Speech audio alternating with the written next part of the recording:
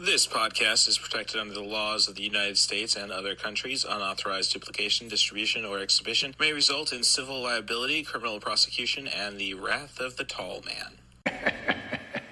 Boy! Thank you for checking out 90 for Chill, the podcast with CatBusRuss. This is CatBusRuss, and this is where I like to offer my context and trigger warnings.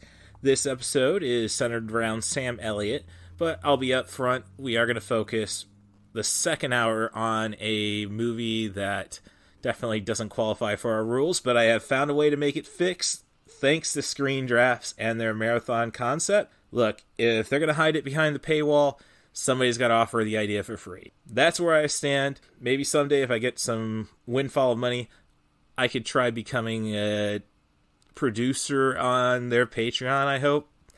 Goals, but I digress. One of the movies we're going to talk about in the first hour, which is going to be mostly sub 100-minute movies. We don't ever cross the 2-hour mark, so give us some props on that, is The Big Bang starring Antonio Banderas. I find some of the dialogue to be fun, but they really go out of their way to make the villains seem like villains. So some of the language is just really unnecessary. We're talking slurs primarily. And there's also a transphobic twist in the feature. So I'm sorry to talk about that movie during Pride Month. If it is any consolation, I've been skipping out on Chick-fil-A this month. Sorry to not give you a trigger warning about Chick-fil-A jokes. So I digress. I hope you enjoy the show, and hopefully I'll get those F-bombs cleared out. Hold on to your butts. Pardon the interruption.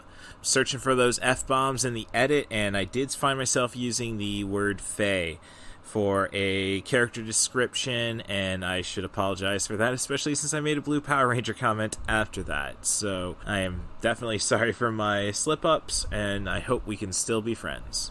Little Hand says it's time to rock and roll. Bring the noise.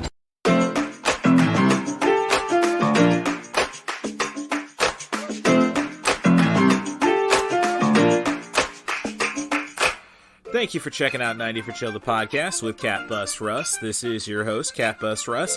If you want to get an idea of what future episodes may entail, follow me on Letterboxd. My username there is CMDarth. That's C as in cool, M as in movies, Darth as in a Sith Lord. Go back to my old wrestling career, and it had its moment. So, this week, at CouchMan Bakes returns, one Andrew Tiede to finally discuss a feature he's wanted to chat about since we did our last Kurt Russell-themed podcast about They Live. And if you listen to that podcast, you know what I'm talking about right now. But to get to there, since it's a 2-hour, 10-minute movie, we are taking a concept developed by Screen Drafts, which they intend to keep behind a paywall, called The Marathon. So we're both going to create our own little fictional movie houses, and we're going to go from there. I'm going to offer a triple feature of Sam Elliot movies before the main event at midnight. He's going to have the same main event at midnight. So same feature, 2-hour, 10-minute, Kurt Russell, Bill Paxton. Really, it's an argument, is Sam Elliott the greatest supporting actor? You know, he doesn't really get a chance to star too much. But I digress about that. So that's the vibe for the episode. I'm probably going to drop that trailer right now, but I don't know. The trailer for The Big Bang with Banderas. But I've already talked about all those flaws, and yeah, I don't really feel too good about it, especially in June. So hopefully you'll enjoy this episode. Really, we'd love the feedback on this one to see who's the better...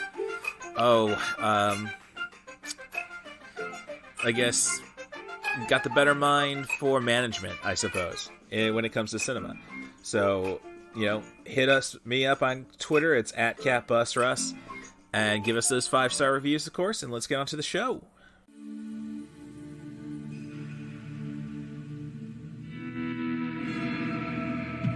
It was a place where a man could start over, where a fortune could be made. They say every town has a story. Tombstone has a legend. Who is he? That's Wyatt Earp. Made a name for himself as a peace officer. I heard of you. I'm retired. You must be Doc Holliday. You retired too? Not me. I'm in my prime. Hollywood Pictures presents. The only real law around here is the Cowboys. The story of Wyatt Earp. The first time in our lives we got a chance to stop wandering and finally be a family. Now this is trouble we don't need. If we're gonna have a future in this town, it's gotta have some law and order. What do you want, Ringo? I want your blood. I want your soul. I want them both right now. They shot your brother. Now the time has come for justice. Guess maybe you better swear me in. And he has to live up to his reputation. You got a fight coming. I'll be there! One last time. None of your problem, Doc. You don't have to mix up in this. That is a hell of a thing for you to say to me. In a battle. The last charge of Wyatt Earp and his immortals. At the OK Corral. Oh, my God. The West would never forget. Kurt Russell, Val Kilmer, Dana Delaney, Powers Booth, Michael Biehn, Bill Paxton, Jason Priestley, Sam Elliot, and Charlton Heston.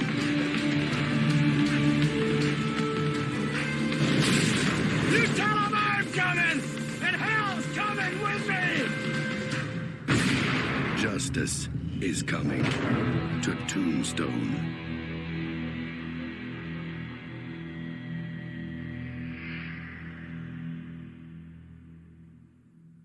Yeah, it looks like we've both had long weekends, different reasons, and I'll at least get to mine. But this is 90 for Chill, the podcast with CatBusRuss, and of course, this is CatBusRuss. And once again, the Couchman Bakes Andrew Tiede is welcomed us with his presence.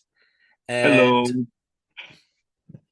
This is going to be one of those long about ways to talk about a movie that does not qualify, which we've been hinting at the last few times we've done episodes together. We've been plotting this for probably a year. It's getting up there. I think we did. I think Big Trouble was like, July last year. That was right after I had my heart surgery. So yeah, it would have been like late July, early August. Right. So yeah. So we'll have to keep that movie, on the download for the time being. This is going to be a tribute to Sam Elliot, essentially. So I'm going to have the movie that we're going to really want to talk about in my peripheral so I can get some idea of the time we've got to rush through these other movies. So I've hinted at what I'm looking to do with this episode.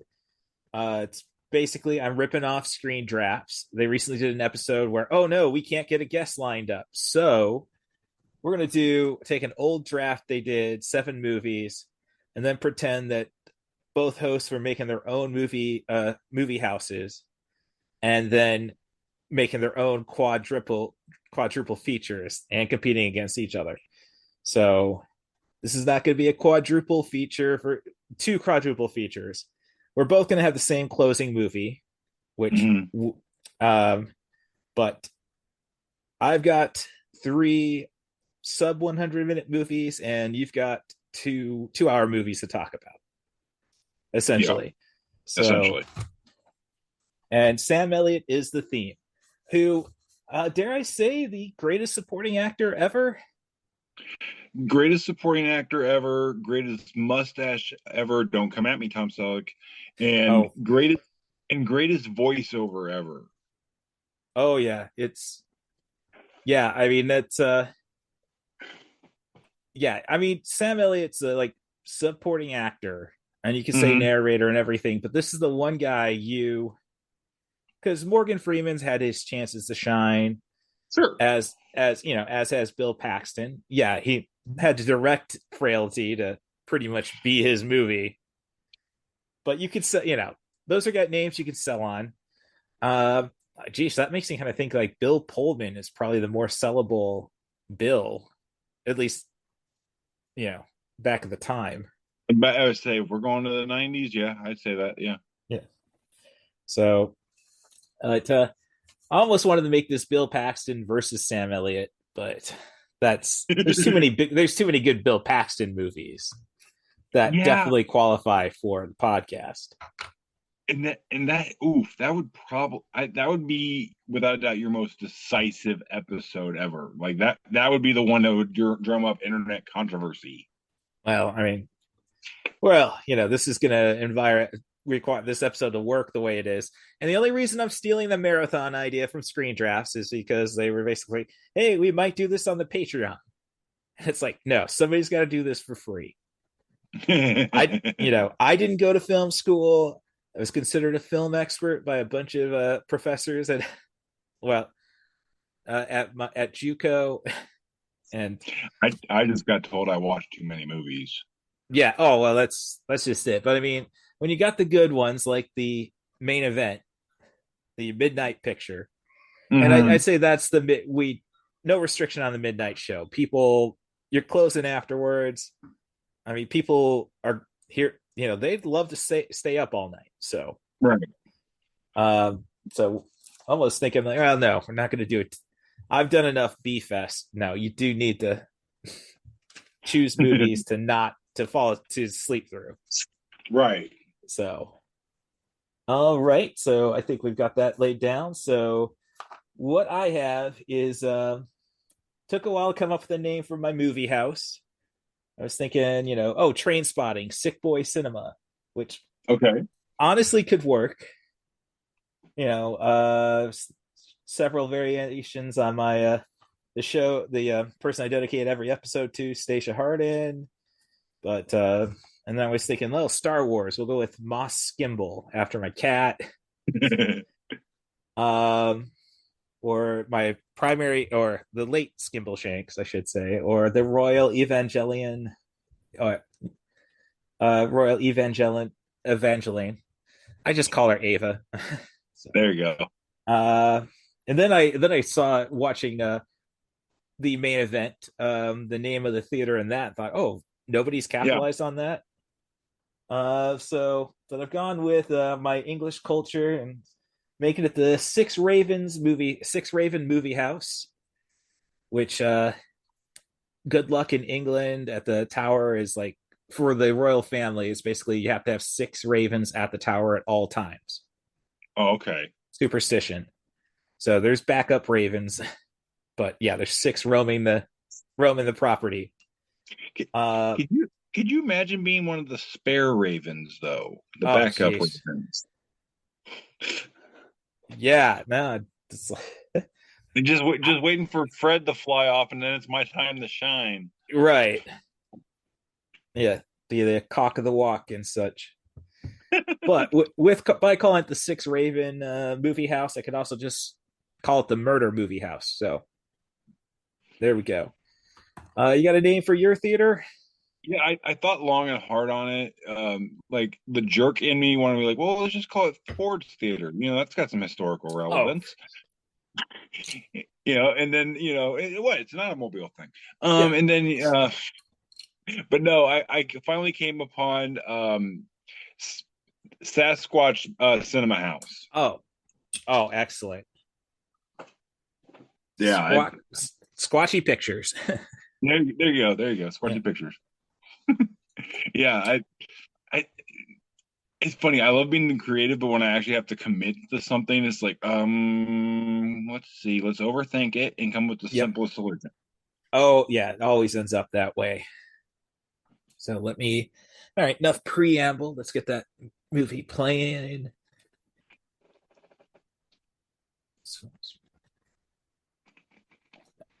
Okay. No, I had to slam in the main event just before, and sure. So it's going to be a rush through the notes. So since I got the extra movie, you get to pick the first amenity, and I will say you have plumbing and you have electricity, and right. You have a 4K projector, not a 35 millimeter, so we're not artsy yet. My only question is does that include a sound setup? Oh yes, yeah. Okay. Yeah, you can't. All right. Okay. My first amenity is I would, in addition to a snack bar, I'd also have like the ability to like have a burger as opposed to just like nachos and popcorn. Right. Oh no. Okay. I'd be grilling stuff too. All right.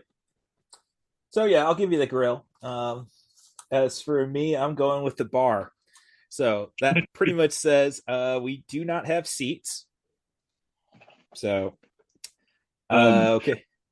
It's funny. Your first amenity pairs up well with my second one is the fact that we do not only enforce but we encourage a BYOB policy. Oh shoot! I should just gone. Then I'll scratch that. I'll go with the popcorn. You need popcorn, but yes, definitely a BYOB. Pay a couple extra bucks to get your cooler in. Right. Drive responsibly. All right. So that leaves me then, since I have the extra movie to get through my pick.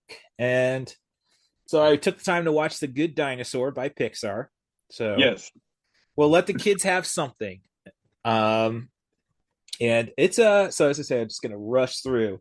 So it kind of makes me wish that Pixar did not have like two bangers right away, story-wise. Yeah, The Good Dinosaur, it does have a soft spot in my heart because it was one of the first movies that made me cry as an adult, and I was sober. But yeah, my wife to this day still makes fun of me for if I win at an argument, in the rare occasions that I actually do that in a marriage. She goes, she'll just like cap it off with, "You cried watching Good Dinosaur," and walk away. There's nothing wrong with that. I mean, and that's why I try to keep explaining to her. Yeah, but I'm just saying, like, it's definitely not a story on the level of, if you really want to cry, Up, but everybody cries during Up. Right. Like Up is the cool, acceptable movie to cry at, which is a phrase I never thought I'd say. Well, I mean, you get that in Toy Story 3 at least. I have not seen Toy Story 4, but when everybody grabs their hands. Yeah, 4, get your Kleenex. But the moment they're looking at each other, like the pleasure to serve with you as they're going to get incinerated, it's like, yes. And can we also appreciate the fact that I don't know who had the brilliant idea to make Sam Elliot a T-Rex cowboy in this movie. Oh shoot, I didn't even think about. I remember. Oh, sorry. For a second there, I thought you said he was in 4, and it's like, no, he's not in 4. Oh, the T-Rex cowboy. Yeah.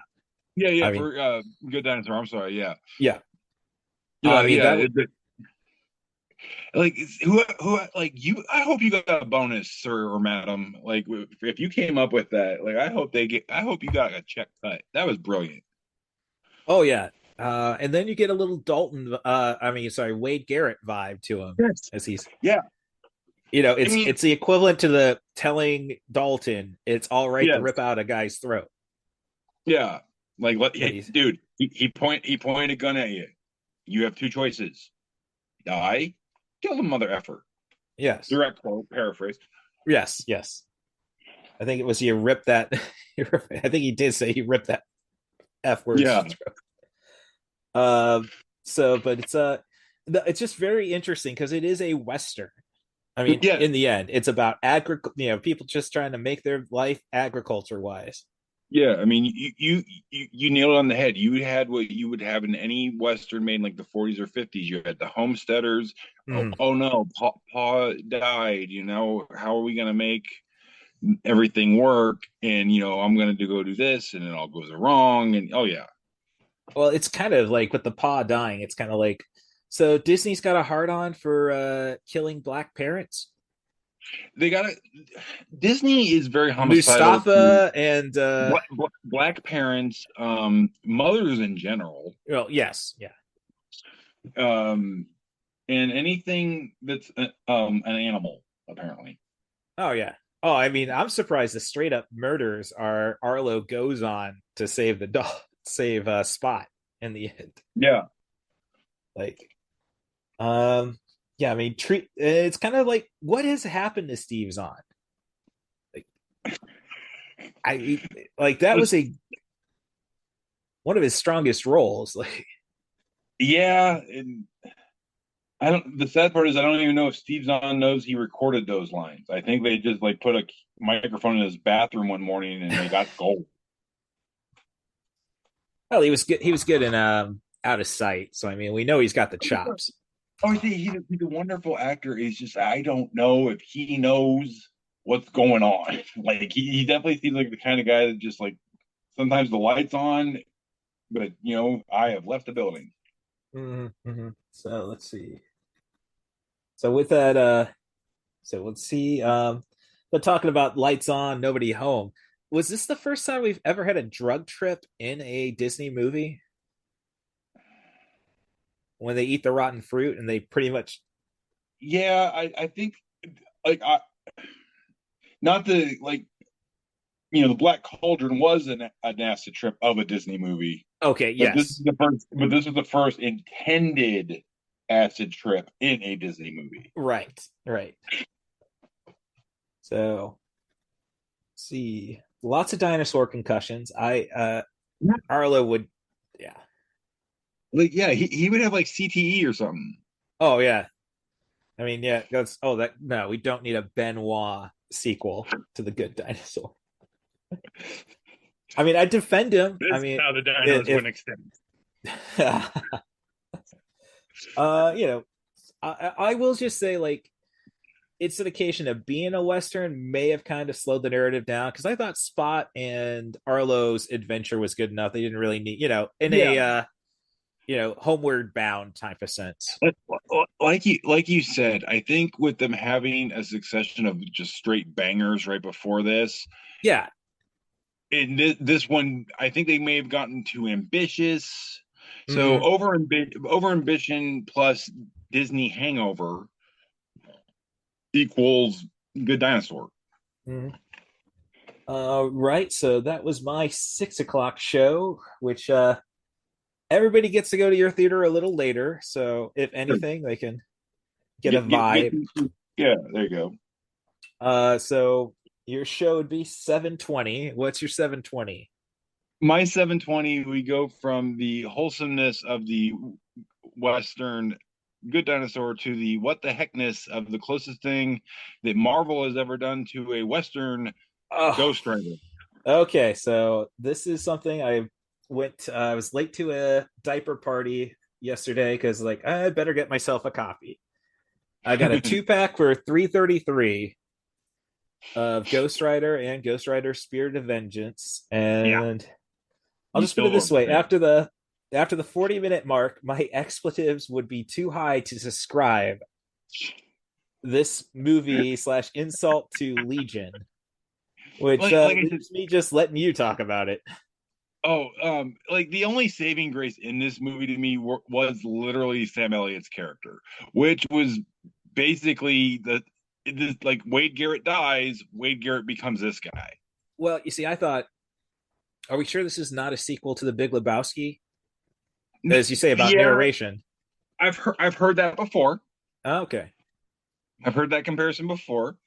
But yeah, I mean, yeah, the narration, the caretaker, spoiler alert, the not really big surprise at the end when you realize, oh, he's the other guy. Okay, yeah, not a big shocker. Well, yeah, it's established right at the beginning, there's a cowboy Ghost Rider. But it kind of makes me I picked up a copy when it was cheap on iTunes of the Jesus Rolls, so I guess I gotta watch that. I gotta watch that soon to see which is the better Big Lebowski sequel.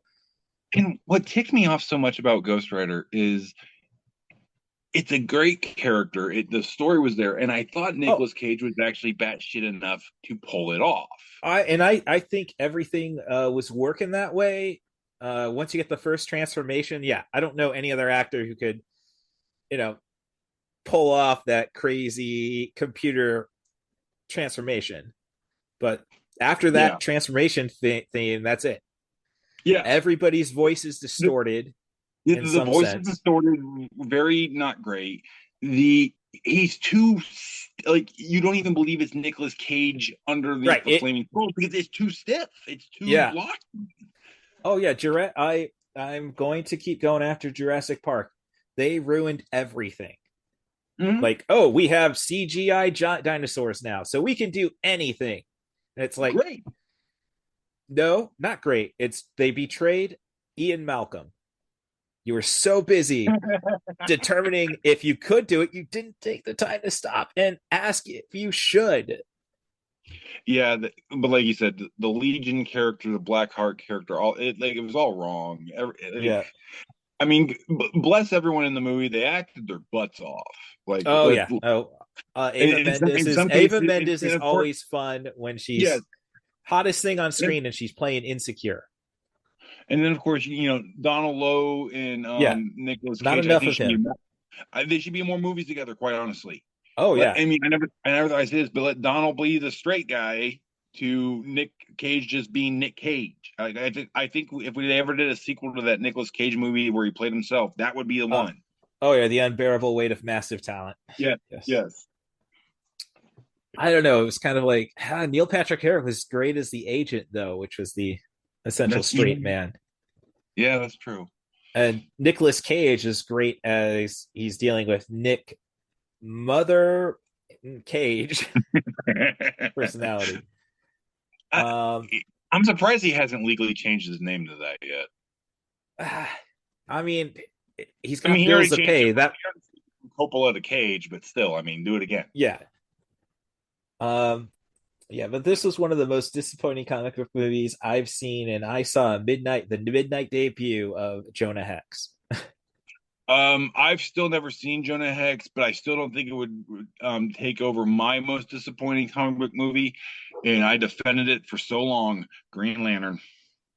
Oh, I haven't seen Green Lantern. I defended that movie for years. Years I defended that.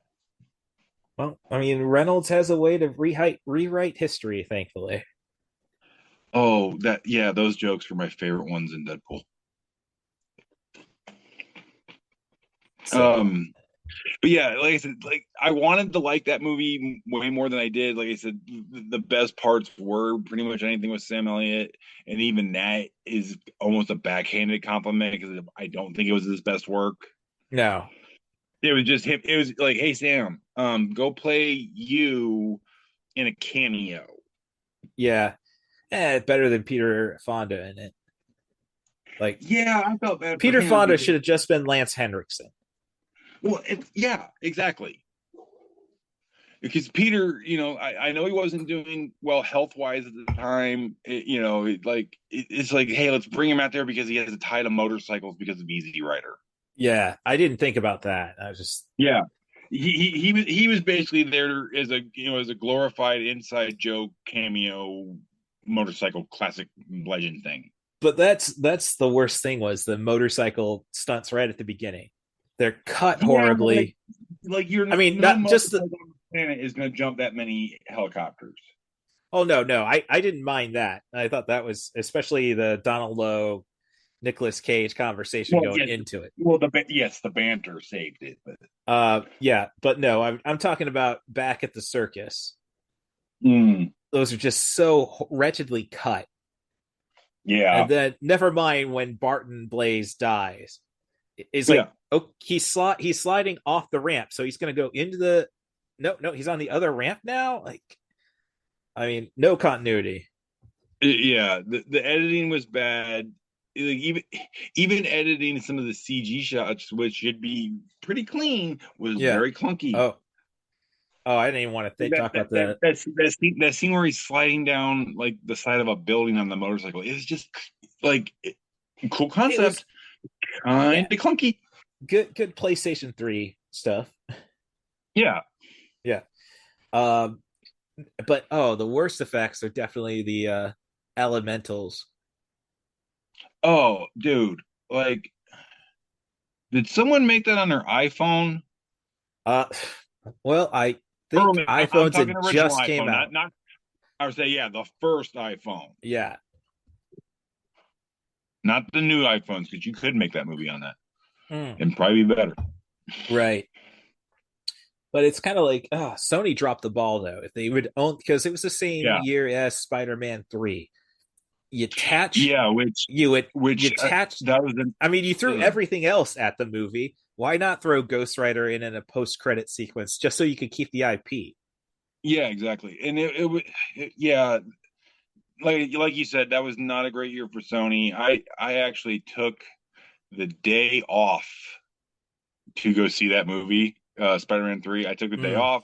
It was close to my birthday. I was like, I'm just gonna have a nice time, watch Spider-Man. And I left the theater going, I feel dirty and abused, and I need a shower. Yep. I mean, and not the good Sam Raimi way, like not Evil Dead way. Yeah. Yeah. It's just like, yeah, like that.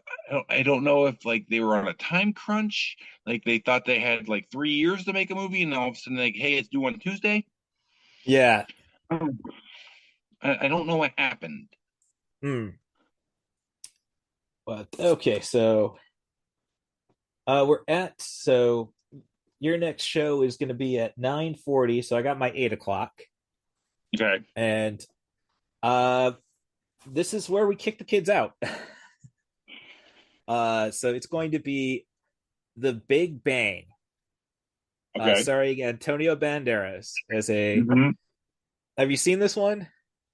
Long time ago. Okay, yeah. Private investigator hired by Kurgan of the Oddities to track down his prison pen pal, and we get a diamond conspiracy that a team of cops, Delroy Lindo, Thomas Kretschmann, and William Feichner are beating the hell out of and blinding. Well, no, I think it was the Kurgan who blinded Antonio Banderas during the interrogation. And Sam Elliot is basically cowboy mix between Richard Branson and Steve Jobs, trying to make his hadron collider work to find the God particle. And that is the best way I've ever heard that described. Yeah. But it's like, if you took his character, again, we're referencing Big Lebowski, and combined it with those two, I would say yeah. So I just figure we got to do something batshit crazy, pretty much to compete with Ghost Rider.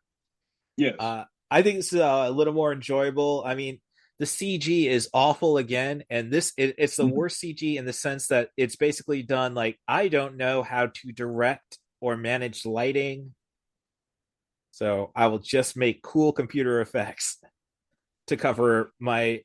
Yeah, I mean, they're like, oh well, we need a lot more sizzle than steak here because the steak ain't good. Yeah. Oh, I would just say I love the dialogue, the conversations. It's like Tarantino, except there's no grounding to this feature. I'll give you that. I didn't care for it. That's the best praise I can give that movie. It wasn't me. Oh no, this is me enjoying something batshit for the sake of being batshit. Oh yeah, I mean everyone has those batshit movies that they love. You're right. Yeah, definitely. I mean, and I appreciate any movie with a well-written sex scene. Like, I'll give you that.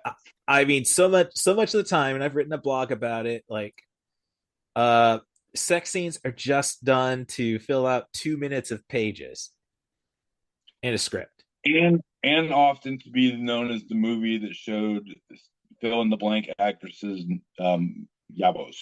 Oh yeah, I bought my when Second Cinema was going out of business. I bought my VHS tape for $2 of Malicious with Molly Ringwald. See, for me, that's a good one. That's a good one. But like, no, do you remember how many copies of the movie Swordfish? Moved just because it was the movie that Halle Berry was finally going to show Halle Berry. Yeah, and we all wanted to see it. Yeah, but I mean, I hated Swordfish. I thought it was not a good movie. It was one of those where I think on the ride home with my friends, everybody was raving about how crazy it was, and it's like, no, it does not work. And it pretty much established, it's cool to have Vinnie Jones in a movie, but let's not give him anything. For me, I think that was once we started to realize that the John Travolta wagon had become completely unhitched. Oh yeah, I mean, right around this time, there's also when he did Battlefield the year Earth. before was Battlefield Earth. Yeah. So I mean, yeah, he was like basically saying, "Hey, I'm nuts." Yeah, but that's how Xenu, is that their god? Something like that. Yeah, that's how he designed it. So, but I mean, it's good, and I mean, as I say, the dialogue is a lot of fun. I love Snoop Dogg as a porn director. Again, does he realize he was in that movie? That was really natural from Snoop. That's all I'm saying. Yeah.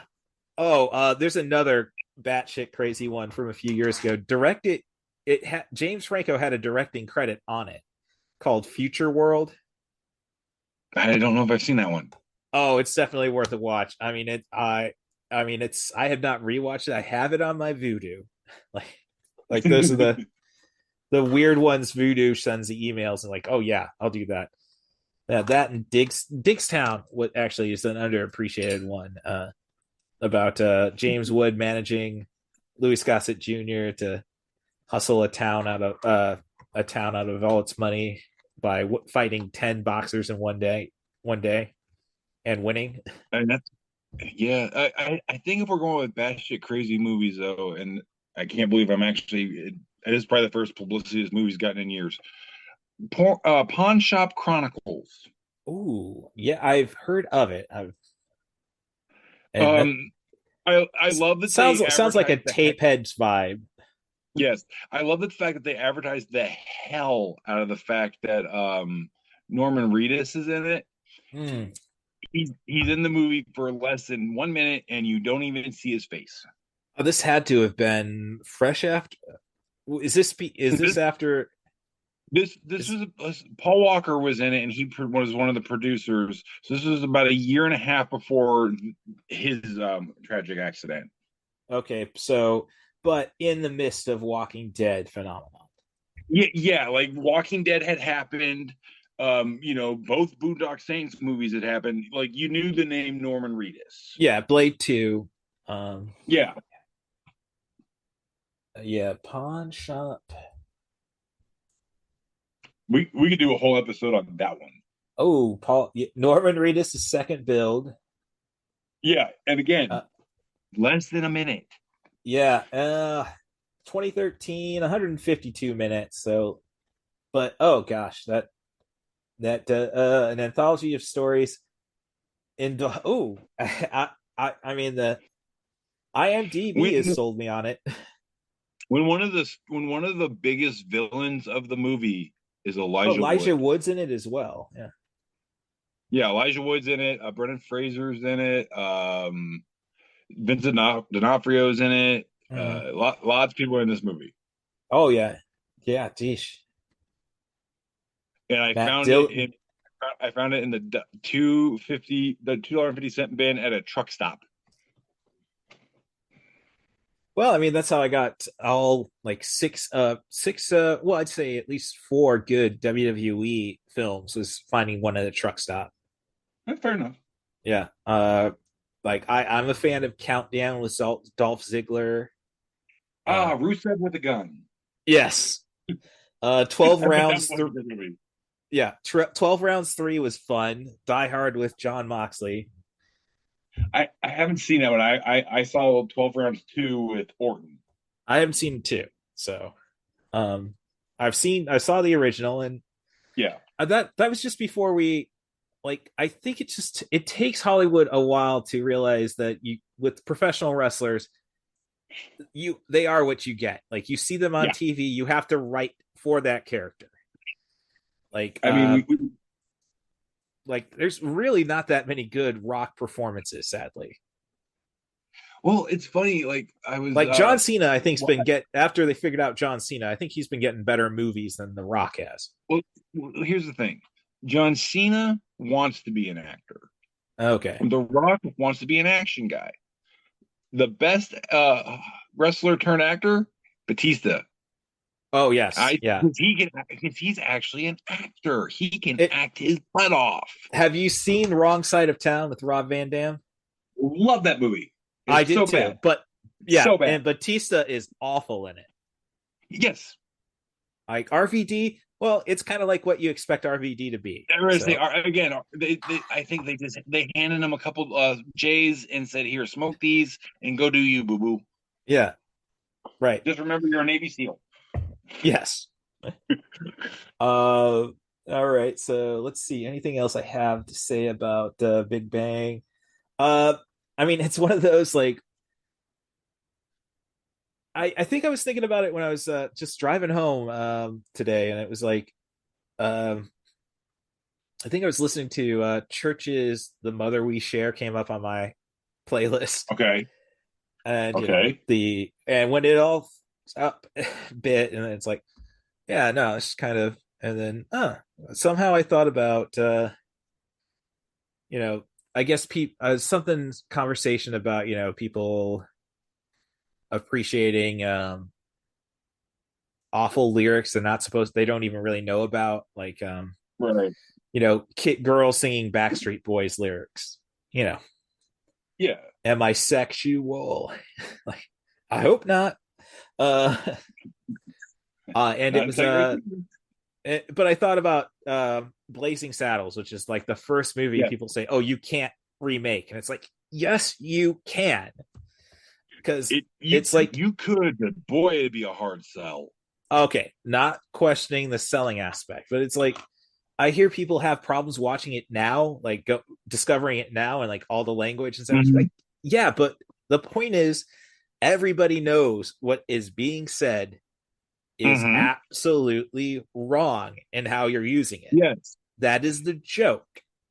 Well, Richard Pryor is the co-writer of that movie, and there's many documented accounts of him telling Mel Brooks, "Oh no, put that one word in there a lot," and y'all know what the word I'm talking about is. One I don't even dare say or think of. Oh well, and when we get to the main event, I was thinking about the main event of this thing, sure. And how it looks like the bad guys are in better standing with the Chinese. Yes. And it's like, well, no, you have that. I think they were financial backers of those particular Chinese. Yeah. Oh no, we can go into the conspiracies and talk about the right wing messaging enough, probably. But it's like, there's this. I thought about the scene, where all they want, they're willing to move the town, create a second town, and help you out. All they want's a little piece of land for their own. All right, we'll take the help of the N words and the C words. Yeah, but not the Irish. Yeah. No, that's not going to work. Oh, screw it, everybody.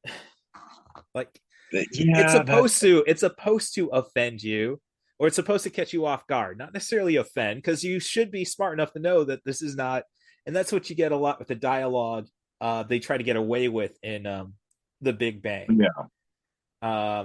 And then you have the entire realization, which I don't think it was too transphobic, but a little bit. But it didn't understand. It was too healthy of a sprinkling of that. Yeah. Yeah, it doesn't understand how to handle that, but I don't think anything did. Like, I stand by Chasing Amy if you think of it solely about a movie about people trying to find love. Sure. But yeah, no, don't take any of the politics into that movie. No. Yeah, so and I guess my last thing is, well, besides, like, I could come up with a triple feature for Autumn Reeser. Like, she had a B movie storm. The Lost Boys, The Tribe isn't any good, but she's fun as one of the I don't know, have you seen Smoking Aces 2? No. Oh. I'm still trying to figure out what happened in Smoking Aces 1. Okay, yeah, that was all right. Smoking Aces 2 makes more sense. I think it's only written. Yeah. Vinnie Jones again. Michael Parks. Okay. But the Trench family. if you remember those guys from Smoking Aces. Yes, Just yes. She plays a girl, a sister in the family. Yeah, and she takes her top off and is in a good sex scene in this movie. So like, I might give the tribe another go to see if I could do that in the future. But yeah, so yeah, okay, so not a good movie for Pride Month, so we're gonna have to push this quadruple feature back to July. I say, yeah, you do that in like end of the season, like September, October. Right. So, all right. So your 920 movie would have started. So I know what it is, obviously. Yes. And honestly, like I'm going experimental and high art, and you got two classics back to back. There's no argument. The thing is, you can't do any kind of marathon movie of Sam Elliot or any of the other people involved in this movie without including the cinematic classic that is Roadhouse. Often referenced on Family Guy in an almost unhealthy manner. Be nice. I mean, it's got all the great lessons though. It's got life lessons. It's super quotable. Yes.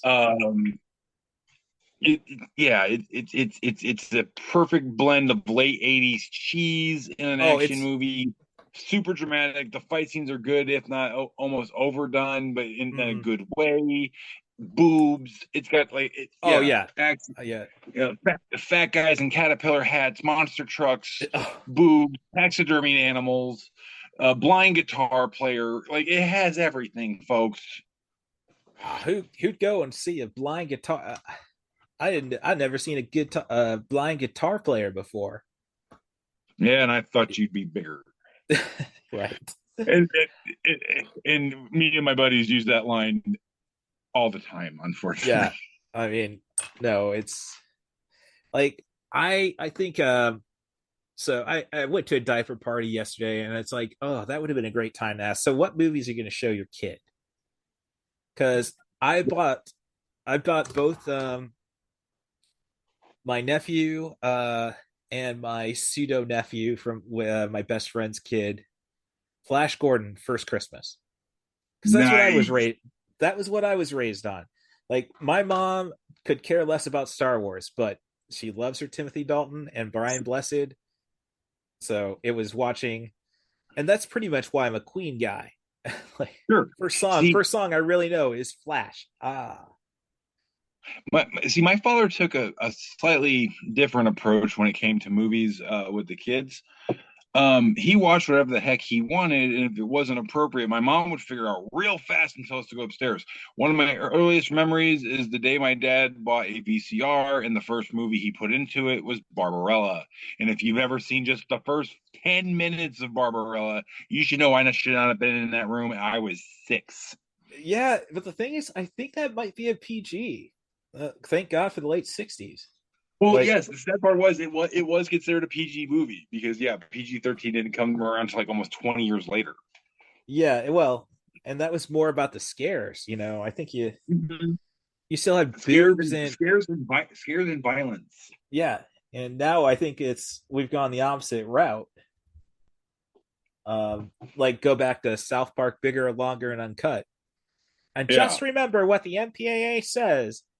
It's all right to show gratuitous graphic violence, as long as you don't say any naughty words. Exactly. Yes, that was it. But yeah, God, I'm sorry, it's been a long time since I thought about Barbarella. All right, I'm getting sidetracked. But yeah, like I said, every character in that movie I think was a great archetype for something. Yeah, whether it be like the Dalton character, philosopher, one man's quest. He was just literally a guy who would a nomad. He'd go around doing what his skill set was, which was beating people up. Yeah. And he was a nomad, just keep going in search of the next great quest. And you had the teacher role with Sam Elliot, the older guy that was this guy who sometimes still hasn't grown up. Which we'll talk about, not about him, but sure. In the main event, yes. Yes.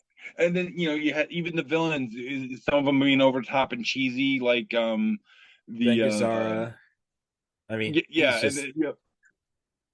Terry Funk, I think they just grabbed him for whatever bingo hall he was working in that weekend and said, go. Yeah, I think he probably just got back from Japan, honestly, because he was fighting Flair. He was fighting Flair by the end of the year. That's about right. Oh, John Doe from X. Yes. I mean, and even for finding somebody, I cannot remember the actor's name, and I apologize, but the guy that played the character Tinker, or as I call it, if Humpty Dumpty was a human. Yeah. For those of you who may not have seen Roadhouse first, what's wrong with you? Tinker, he was shaped like an oval from head to toe, very large man, and for some reason they put him in tight white shirts and suspenders overalls. The whole movie. He's pretty much what makes that Ben Gazzara scene the first time we really get to see him. Oh, yes. I need apologies. I'm sorry. Yeah, takes off the hat, bows, like almost bends a knee to the king, ready to the ring. But like, I'm sorry, boss. And then sincere. I'm sorry, boss. I believe you, Tinker, but I don't believe you. The other guy just to deck him in the face, knee him in the nuts. Yeah, you know what your problem is? You're a bleeder. Like, again, I don't know why they didn't approach this topic in that movie. You can't tell me that the character of Brad Wesley, played by Ben Garza, you can't tell me he didn't have a big pile of white stuff like 5 feet behind him. Yeah, I don't know why they. This is the late 80s. Like, why didn't you just why didn't you just say oh yeah, when you don't see him, his face is just covered in white powder. Right. This is a guy who wants to be Scarface, essentially. Yeah, but in Jasper, Missouri, not Miami, Florida. No. He wants to be the Tony Montana of rural Missouri. Yes. Because hey, J.C. Penney's coming there because of him. Mm-hmm. It's dialogue, especially from his top goon. Yes. Jimmy. F guys. Yeah. Yes. F guys like you in prison. Well, and apparently, like, that actor and Patrick Swayze really didn't get along because they had different philosophies on how they should do fight scenes. So it made that fight scene a little better because there was respect, but there was animosity. Yeah. I mean, this goes back to my theory that any movie with a throat rip is a good movie. I agree. Not a lot of throat ripping in cinema these days. Yeah. I mean, you had last one I could really recall was the Rambo reboot. Not reboot, but requel, reboot, whatever you want to call it. Right. The reintroduction of Rambo. I don't count creature features like, you might see somebody with a throat wound like a Jurassic Park movie or something like that. I don't count creature features. Oh no, that's just kind of that standard. Oh no, I'm a big Italian horror fan, and German Shepherds just go nuts in those movies. Yeah, I don't know what it was with the Italian horror community and saying, hey, we're gonna take German Shepherds and this is gonna be their shtick. Yeah. And it's usually a blind person, like they're seeing eye dogs. Yeah. Yeah. Which is why I love corgis. They can't reach nothing. They don't bark as much as Chihuahuas. Well, I know a couple that might break that stereotype. Yeah, but they're so plump and down to the ground. That's just like it's like, hey, we're gonna take a cute fluffy loaf of bread and make it cuter by making it sentient and short legs. Yeah, I mean, I don't support breeding in general, but no. Adopt, don't shop. But it's like, but at the same time, like, whoever decided to like, hey, we're gonna take a wolf and turn into a corgi, I'll give you a pat on the back. Yeah. You get an attaboy. Yes. So, all right. So I think we're at the so obviously didn't rewatch Roadhouse for this because it's bloody Roadhouse. Right. I mean, at any given time, I can go turn on my TV right now, and I can probably find it in the next 24 hours on either AMC or CMT, or even on Starz. Oh yeah, no.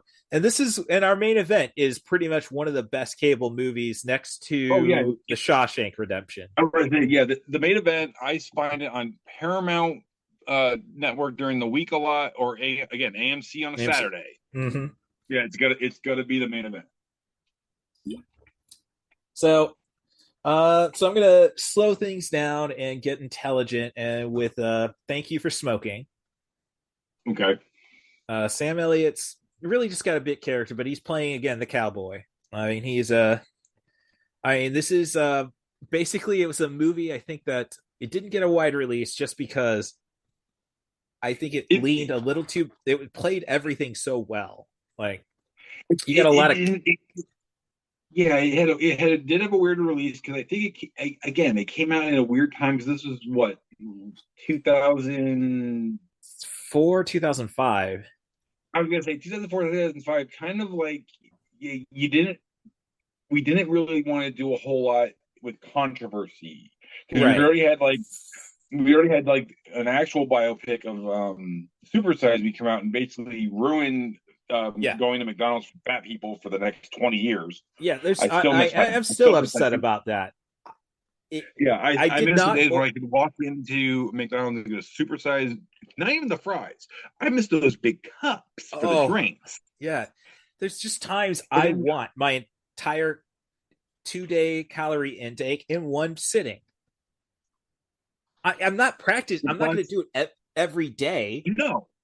Yeah. No. Plus, I miss just being able to walk into a Wendy's and say the phrase "Biggie Fries." Oh, yeah. I just love Biggie Fries. Yeah.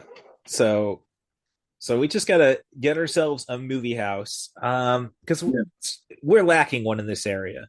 You got to Virginia, but that's a little too highfalutin. My favorite place to go see a movie around here actually is the drive-in theater in Gibson City. Gibson City, yeah. Yeah, which is a little bit of a haul, but right. Not horrible. I mean, spoken like a true Midwestern. You got to drive only about an hour. Ain't that bad. Yeah. Oh, yeah. No, it's. I don't know, because you get that vibe. It's like, well, if you're in LA, you got to drive that long. I mean, you're traveling very little space, but I'm saying that, right. I guess people just you got to drive 45 minutes to make it 6 miles. Yeah. I mean, Chicago's kind of like that, but once you learn it, it's all right. That's why I live down here. It's would have been a wiser move for me to just make that one, just because of my wrestling crew is all up there. But yeah, thank you for smoking. I mean, it's like this is a liberal flick, but it's kind of definitely. But it's a satire of the right, and it's done so well. It's done so well that some of the red hat wearing crowd actually thinks that it actually is pro them. Yeah, no, same thing with They Live. Yeah. Yeah, like, you're sheep. You're the ones who are sleeping. There's a bit I saw on my Facebook feed today, Daniel Sloss promoting his new special that's on danielsloss.com. Okay. Where he goes in the bits about he's Scottish. I'm very left, and but the guys on the right just have it so easy. Like, you go to the right and they say, well, are you pro life? Yes. Are you pro gun? Yes. Do you hate the LGBTQ community? Not really. Oh, come on, just come on over. We'll teach you. While the left, you have to be all the way left. Yes. You have to be all the way on the left. Like, are you pro-choice? Yes. Are you anti-gun? Yes. Are you an ally to the LGBTQ community? Yes. Are you vegan? No. Oh, get the fuck over there with the other people. Right. But yeah, no, I'm sorry. I zoned out a little bit when you were describing the right because you sounded like most of my family reunions. Oh, yeah. But yeah, basically, the right will teach you how to hate, and the left just hates you if you're not all the you're way not left. completely assimilated before you even get there. Right. So, but I mean it's like, I mean, you just knew Ivan Wright. Sorry. Oh shoot, I forgot Reitman's kid's name. Oh, yeah, Jason. Jason.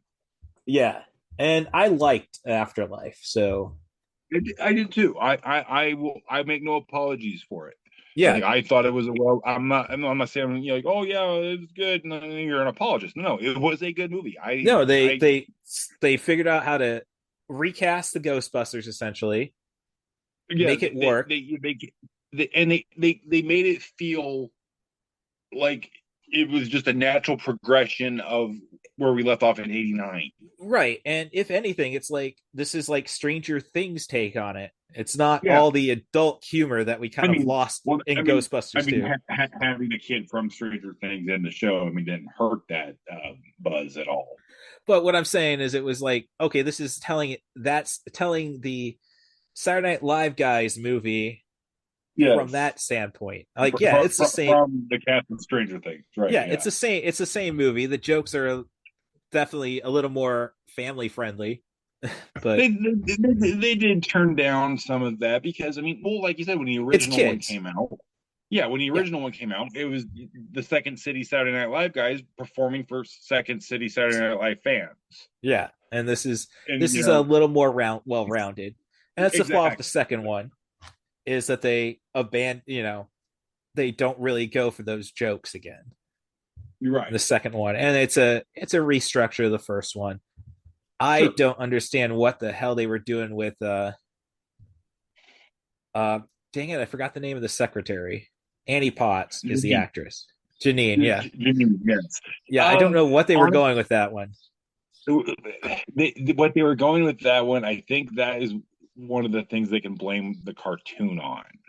Okay. Yeah. Because the cartoon took what was there in one, but they made it more flashy and more made her more of a little quirkier character. So by the time we get to the second movie, we got to kind of revamp what we liked about Annie Potts in the first movie and make her kind of an airhead bimbo.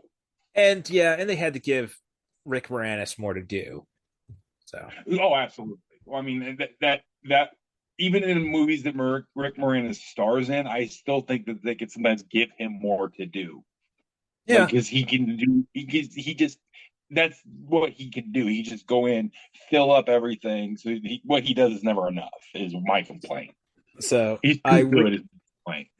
Okay, so I recently maxed out my credit card to one of my employers. Recently got something that required me to get air tags. I should, if my dad wants to be clever with taxes, we could probably write that off. But I had to buy Streets of Fire, the 4K Shout Factory release that we had in store. Have you seen Streets of Fire? No, I have not. Okay. So this is the movie that inspired Final Fight. Okay. It's directed by the guy who did 48 Hours and a lot of other classic action movies, Walter Hill. Okay. It's called A Rock and Roll Fable. And the antagonist is a young Willem Dafoe. We're talking 1984. Yeah, that'd be before Platoon, yeah. Yeah, who's wandered around in Chicago. It is Chicago. With leather suspenders. That's pretty much what the character wears. Name's Raven. He kidnaps our hero's old girlfriend before he left town during a live rock concert she's performing. Nice. His gang does that. Rick Moranis is the new boyfriend and her agent. Okay.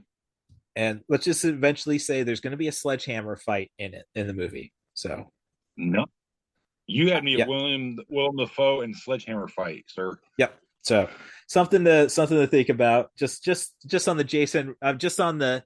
So it's not a comedy. So it's kind of fun to see Rick Moranis try to be kind of slimy. Yeah. Bill Paxton's in it. I mean, of course, yeah.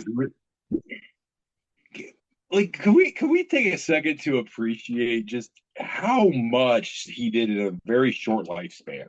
I know. Oh, jeez. Yeah. I mean, first off, he has the sci-fi trifecta of being the only person to be taken out by an alien, a predator, and a Terminator. Yep. Well, Lance Hendrickson got killed by a Terminator. He got killed by a predator. Yes, he got killed by. That's right. Yeah, and he got ripped in. Okay. His ship got ripped in half. I take it back. Mea culpa. Oh no! This is This is the first time I've thought about it. It's like how many people have actually gotten to kill Dennis Hopper twice, and I think John Leguizamo is the only one who's done that. Yeah. Yeah. Land of the Dead and the Super Mario Brothers movie. So. God bless people being able to get rights to anything and drugs, because that's the only way that movie got. It's one of those in hindsight, like, no, it's a horrible video game movie, but as a stupid action movie, it had nothing to do with the source material other than the names of the characters happen to have the same names as the people in the video games. Yes. That was it. Nothing. Yeah. Nothing. No. But I didn't like it as a kid. And it's like one of those movies sorry my dad had to take us out to. If anything, we watched it at the $1 cinema by that point. See, the funny thing is, as a kid, I think I watched that every time it came on Showtime. Oh, no. I made my mom record it off of Showtime. Yeah. I mean, it was one of those, like, again, screen drafts came into play. They had a video game movie draft, and I think it finished pretty high, but it's like, but they preach on how difficult it is to get now, which isn't really that bad. You can get a used copy at pretty much, I think, any disc or mega replay. But no. And every once in a while, I've even seen it, like, I know within the last 2 years, I've seen it in like the dollar bin at a Walmart even. Right. But you're not going to find it streaming, which everybody's doing now. Absolutely not. Absolutely not. It probably will, like, go and watch the direct. I have not watched the director's cut, but it's on YouTube. God, I didn't know one existed. Yep. I now have a new purpose in life. I need to see this movie. So, yeah, that's, but we're a ways away from Thank You for Smoking, but there's just so many. Sure. Like, I still want to put a piece of cheese on a piece of American cheese on a slice of apple pie to try it. I am fat. I am Midwestern. I am a baker. I have never done that, and I have no intention on doing it. But it's like I put cheese on. Look at me. I look like the kind of person that put cheese on everything, because I do, except my baked goods. My pastries do not require cheddar. Cheddar makes everything better except my Granny Smith pie. But I mean, it's just such a great encapsulation of it was still, I'd say, burgeoning 24-hour news cycle even then in 2004, or I should say this is before, which is so weird to say because we had already had like almost 30 years of CNN at that point, right? But I guess this is CNN was the only game, but CNN was the only game in town, so if you didn't watch it, but now, like you said, now at that time, Fox News, MSNBC, all these other 24-hour news things, like you said, back and you had your yeah, back in the day, it was the Weather Channel and CNN. Yeah, it was just before it was everything was definitely in somebody's echo chamber. Right. Yeah, so just as that was happening. So it's a great time capsule. I mean, Aaron Eckhart is excellent. Like I'm surprised he dropped off the map. Yeah, that's another guy who I think was very underrated and stuff. I think he was great in Aaron Brockovich. Mm-hmm. I think they dropped him off when they tried to make him the leading guy as opposed to like we were talking about Sam Elliot here. Yeah. As opposed to just sticking to him and him being, hey, that guy, the really good that guy. They went too hard to try to make him the guy, and then we got Frankenstein. Yeah. Oh yeah. Yeah. No, that was not one. I do want to get around the Dracula Untold just because that was supposed to be the first movie in the Universal. Then it bombed so bad no. The Mummy is the first movie. It's like and I'm just kind of glad they kind of gave up on the Dark Universe. It was too. I mean, the concept of it was great. I really wanted to see it, and then they just had so many problems with it. Just let it die. Yeah, they did with that what I believe they should have done with the DCEU for a long time. Well, yeah, I mean that's what I'll say about the DCEU is like after Justice League bombed, that was like okay, that's it. I mean, yes, yeah. I still am meaning to watch the Snyder Cut because I liked. The Snyder Cut is the movie I wish I would have paid that much money to see in theaters.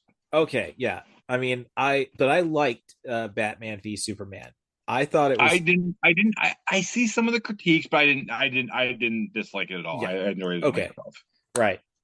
And, Wonder Woman is a great movie. Aquaman was a good movie. Like we can't argue those. So I mean, they have their hits, but like we should just let it die. Yeah. No, I mean, it was rough enough after Suicide Squad, which I like. It's a bad movie. But that's why it's the first time we got to see Will Smith be Will Smith in a while. Like, this is the Fresh Prince if you gave him a gun. Yeah, well, like I said, that one I do like it, but yes, have no problem saying it's a 27 times X bad movie. Yes, but when we get to the other Suicide Squad movie, they are just like, hey, we're gonna take the fucking brakes off, and here we go. Yes, yeah. And sorry for F-bomb. No, nothing. I think we're still PG-13. Okay, we're still good. It's just a little dirty. Okay. It's just a little airborne. It's still good. It's gone. But it's like, thank you for smoking is why I will take David Koechner over Rob Corddry. I agree. I don't dislike Rob Corddry, but yes, David Koechner. If we're going for like that category of dude, I'm taking David Koechner 99 times out of 98. Yeah, and I'll probably say Rob Corddry probably the better comedian, but yeah, you can't put him in movies. As far as definitely the better comedian, but it's the better actor is Koechner. And I fell in love with him Koechner, I'm sorry. I fell in love with him going all the way back to a movie that I wish got more love, but the people who love it a lot. Out Cold. Oh, I've not watched it, but I know there's a strong. This is like Ski School perfected from what I've heard. Yes, if you do yourself a favor, dude, see it. Mm. You can definitely tell when you see it though that they shot it wanting to be an R-rated movie, and then the studio got a hold of it and said you're making a PG-13. So it was a lot of weird edits. Yeah. Yeah, that was that weird time where Victoria Silvstedt was like, we were trying to make her Playmate of the year 1997. Yes. What are you doing in there? Because a couple years before that we had Basketball. That was the movie. Like, how many Playmates can we get in the one movie? And then a couple years later she does Out Cold, and she did a few other things. But that was kind of the culmination of it, because I think that was like her only speaking role. So, and then another actress who just disappeared. Like, well, I mean, this had to have been like 2005 because Kate Hudson was in the movie too, and that's where just as she got with Tom Cruise and like, oh no, Scientology's getting too nuts. Yeah. but Katie Holmes is good in it. Maria Bello though is like she kind of dropped off. I think like after the Mummy sequel where they try replacing her, replacing Rachel Weisz with her. I think everybody like currently she can be found on NCIS if that tells you anything. Okay, hey, at least she's working. She's working, but we're a long way from Coyote Ugly. Or I would probably say The Cooler. Or one of my personal favorites. Some people, again, it's kind of divisive here. I loved History of Violence. I am an absolute lover of that picture. It's okay. It's brutal. It's Cronenberg brutal, but it's grounded. Unlike Cronenberg, this is the Vigo. Exactly. It's Cronenberg it's Cronenberg without the acid trip. Yeah, I mean, we've talked shit about William Hurt on this because nobody talked shit about him until he died. I mean, the abusive asshole he was. But right. Yeah, William Hurt's excellent. Ed Harris is phenomenal. Ed Harris, I wish he was in that movie more. He was really only in 2 scenes, but dang, were they powerful 2 scenes. Well, and that was like everybody came to that movie maybe for like 2 days to shoot. Yeah, except for Vigo and Maria. Yeah, in Maria, I think had about a week and a half. Yeah, so it really was like the Viggo Mortensen show because like he was the only one that was there for more than a week. Mm-hmm. So okay, so I'm checking my time right now. Sure. I'm at the 101 mark, so we still got time. Okay. Making pretty good progress. So yes. All right, that was my 10. So that'll end around 11:40. Your 9:40 is going to end up around 11:40. Yep. So I guess it's time. Yeah, ladies and gentlemen, time permitting, your main event of the evening. Yes. So this is a movie from a guy who's got a lot of great credits for sub 100-minute movies, and I should say movies he probably didn't really direct. Yeah, I call him the greatest director who's never actually made a film. Yes. So let me. I can't say his name because it's hard. I can't remember how to pronounce it right now. It's very Greek. Yeah. Well, and the funny thing was George P. Cosmatos. Yes, Cosmatos. That's how you say it. Sorry. I screwed it up. Cosmatos. Oh, Cosmatos. And between the guy who wrote the movie wanting to make this thing, he wanted to compete with. This came out within a few months of a movie called Wyatt Earp. Yeah, just starring, before it. Kevin Costner. So we had the Dealing Wyatt Earp biopics, and the original writer was wanting to make something that the Kevin Costner one comes in at like just over 3 hours. Yeah. If the writer would have got his way, this thing would have came in at about 5. So between an overambitious writer, a director who wasn't actually a director, this movie shouldn't have even happened. And this is coming just a year after Unforgiven on top of everything. Right, which some people still consider to be, and I wouldn't argue with them, still considered to be one of the greatest Westerns of all time. Yeah. So you're coming off one that won Best Director, Best Picture, all that stuff, and now you make this almost tongue-in-cheek Wyatt Earp biopic. But it's also an action movie at the same time. Because it's the early 90s, everything was an action movie. Right. So yeah, if you haven't figured out what we're talking about, by the way, do you want to have the privilege of saying the title? Oh no, this has been your baby. We've been sitting on. Yes, I have actually been for at least a year. I have been hounding Russ. Can we talk about Tombstone? It's one of my favorite movies. So yeah, this has been a passion project of mine. I won't even lie. But yeah, like I said, the movie shouldn't have even worked. It came out in a weird time when Westerns were on the decline anyway, but it's competing against, like I said, a year after one of the greatest movies, if not Westerns of all time, and a really good biopic on the same character, Wyatt Earp. So it was weird. It was very ambitious to even try to do this. This is definitely like, I'd say, the first popcorn Western. Yeah, definitely in a long time. Probably since at least 10 years since like maybe the early 80s. Oh no, we're talking. Yeah, we're going all the way back to pretty much what John Wayne was doing at the end. Well, I give credit again. Another Sam Elliot thing here. I give credit to like the Sackett movies of the that were done on like TV westerns of like the early. I consider those to be a really good popcorn western as well. But yes, definitely as far as like the big blockbuster, summer blockbuster type western, yeah, you're definitely right in going back to like probably the 70s with Clint Eastwood or John Wayne. Yeah. So, that's so that's a great way to kick her all off by just saying like this is something that shouldn't have worked, and you could thank Kurt Russell for that, who's essentially the shadow director, which many people have come forward and said, yeah, he made this movie. Plus, we're seeing that now with Kurt Russell. In this day and age, he is really kind of a cowboy-esque person at heart, which you didn't necessarily see before Tombstone in your Big Troubles, in your John Carpenter action flicks. Yeah, all the stuff he was doing. And even as some of the stuff that he was doing right around this time as well, because right around this time you also got Stargate and Soldier a couple years later. Yeah. So Soldier definitely underappreciated. Very underappreciated.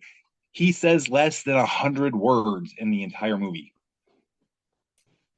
That beats Schwarzenegger and Terminator 2. Yes. But yeah, like this was a very out of character for at the time for Kurt Russell. Sam Elliot, again, we need a cowboy guy. Well, we've kind of said this is the first actual Western that he's actually appeared in his entire feature of a marathon of ours. Good Dinosaur aside. Yes. I mean, that was kind of more an ode to who the voice was. Right. Well, and it kind of slipped on not actually talking about the character of Sam Elliot in Thank You for Smoking. He is the Marlboro man. Right. Stuck with the decision. He can either keep suing the tobacco industry or just take the payoff. Right. And that's the important message. Like, we all have the mortgage to pay. And let's just face it, we're not stupid. Right. Smart people just want to make the problem go away. Exactly. But one thing that also I think another thing that saved this movie, in addition to the main reason, which I'll get to in a minute, was just the look at the cast. This is one of those movies. This is one of those movies when they do the trailer, they just mention all the people in it. Yeah, that's half the trailer. You had Kurt Russell. You had Charlton Heston, Sam Elliott. Charlton Heston. A guy from one of the guys from 90210, Jason Priestley. Billy Zane. Billy Bob Thornton. I don't think Billy Bob got in the credits for the trailer. I mean, they not in the original theatrical trailer, but by the time they got to releasing it on VHS, they plugged him into that one. All right, yeah. Well, that's like just 3 years away from Sling Blade. Was Billy Bob just building up to get that? Because now he's. I really think he was. But this cast was so stacked. But I know this is like we were talking about Sam Elliott here is kind of the through line, but the MVP of this movie, Val Kilmer, playing Doc Holliday. Oh yeah. Say what you will about Val Kilmer, he's a very controversial figure in Hollywood. It's a tragedy what's happening to him now that he can't really talk anymore. Yeah, but he gets a free pass for life just based off his performance of Doc Holliday. Yes. Yeah. No, it's I mean, this is just one of those movies with perfect for Kurt Russell because he's just a catchphrase machine. He is. And he says a lot of them in this, very quotable lines. And, you got to do something, you're just going to stand there and bleed. Jerk that pistol and get to work, Yeah. There's, I've got a lot of them. And, but there's also the I don't know a rich person who doesn't have a guilty conscience. Yeah. Well, I've got the guilty conscience. Might as well get the money. Yeah, exactly. It's weird. The best way I could describe how he portrayed this, and it worked perfectly, if you could be a slapstick comedian but the straight man at the same time, you have Kurt Russell playing Wyatt Earp. Yeah, you can see he does it. Yeah, he does it with full sincerity and full conviction, but he's not taking himself seriously at the same time. Oh no, this is Jack Burton could deliver the same lines. Exactly. Even Snake Plissken. Yeah, it makes a very strong compelling argument that Snake and Jack are descendants of Wyatt Earp. Like if they all exist in the same timeline, you can't tell me that's not his grandkids or something. Yeah, no, it's not the really. I just need a lot of money to put in this podcast so I can try getting John Carpenter and get all the answers. Oh, yeah, but you were kind of alluding to the fact that they basically made a whole subset town of the Chinatown section for Tombstone, because like we said, we were talking about the villains of the movie, the cowboys. Yeah. Big financial supporters of the Chinese, because the Chinese had opium. Yes. And the cowboys were a biker gang. Oh no, and it's it makes me hate Maddie even further. It's like hitting everybody up for Laudlin. You could have just gone to the den. She is my least favorite character in that movie because she's supposed to be. Yeah, but she did that good? She did that good of the actress who played her. Who again, I apologize, I don't know your name, but she did such a good job of playing this character that I legitimately hated her, not because I'm supposed to, because I want to. Okay, yeah, but it's kind of like I don't know. You could say it's the flawed hero's journey. Definitely. Did we really need any ladies in Wyatt's life? Well, it's funny you say that, which is a common thing that they kind of complain about. But if you've seen the Kevin Costner version, they tell a much even broader version of this story, because it does come down to the fact that Wyatt lost his first wife to smallpox while she was pregnant with their kid, and then he ends up basically becoming friends with this hooker, who then she decides that they're now married, with Maddie, and then he falls in love with this beautiful mysterious actress. Yeah, it's funny, that's never been confirmed. In both movies, she is portrayed as an actress, but they always said it's never really been confirmed if she did any of that. She was just hot. Yeah. So what else would a hot person do in 1863? Right. So it was Dana Willard Nicholson. Is Maddie Earp. I could not tell you another thing she's done, but I do know when I see the word, did a very good job of doing this. Okay. Yeah, she was in Fletch, and the other credit they have her in is The Night We Never Met. Oh wow! So a movie that came out like 10 plus years before this, and a movie you've never heard of. Yeah, Matthew Broderick, Jean Triplehorn, and Annabella Sciorra. She's she's not top billed in that movie. Same year, 93. So okay. So that's other things about this. Like, did this movie cut the legs out of Jason Priestley? Because on 90210, he was definitely the pussy compared to Luke Perry. Well, but again, like you said, Luke Perry, Jason Priestley. Who are you going with here? You're going Luke Perry 99 times out of 100. Yeah. But yes, but then you're right. They put him in here. They never blatantly say that the character of Billy that he plays is a homosexual, but it's heavily implied that I didn't even really he's a little fey, but I wasn't going to go that far. We're talking Blue Power Ranger vibes. Because he is very enamored with this actor played by Billy Zane, again, who will never flat out say is a homosexual, but is heavily implied. Yes. So So yeah, I mean, when you have him playing a pussy on TV every week on Fox, and then you have him playing the most effeminate character in a Western, it does kind of take everything and skew it and say, well, he can't really be the guy because he's being the guy. Yeah. You know. I think he may have tried overcompensating it from that race car career, which Yes. Yeah. He's basically saying, like, no, I'm a manly man. Despite what the entire decade of the 1990s tells you. You're right. So then you have Luke Perry, who's so macho his kid has to become a wrestler just to continue the macho-ness. But thinking about Billy Zane, though, it's like Billy Zane, is pretension his gimmick?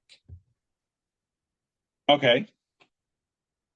Yeah, that's a really good question. And definitely I'm not saying he's a bad actor by any sense. No. I mean, it definitely works for this character.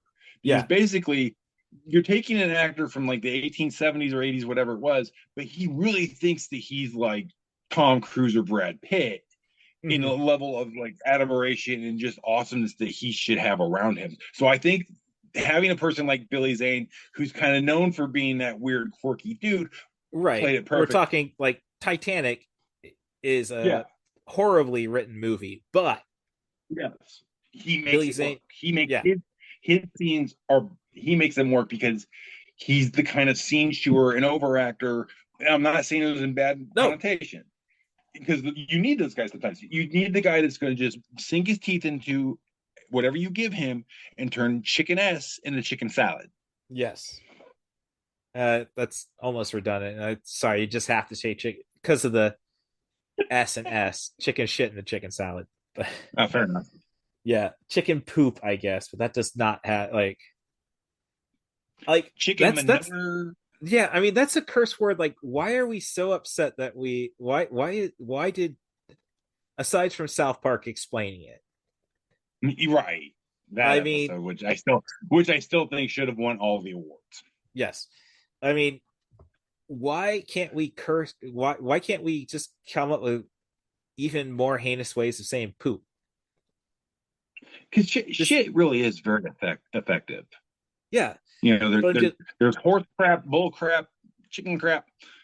You're full of crap. Yeah. You're a piece of crap. But I'm just saying, we're talking about the worst thing out there. Yeah. And we have to say this word is too much for it. Yeah. I agree. This isn't like bitch, twat, right? The big ones. Yeah.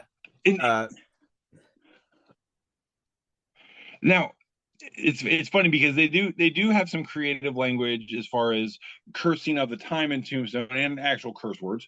Oh yeah, the cur. And cur was used a lot. Pimp is in you're just making money. You're not. No, you're not whoring. Yeah, or say you're not sugar bear on the corner with his ladies. You're just taking advantage of the system to get money, right? Yeah. But now we've talked about some of the quotable lines, and which always also include good scenes. What's your favorite line in your favorite scenes in Tombstone?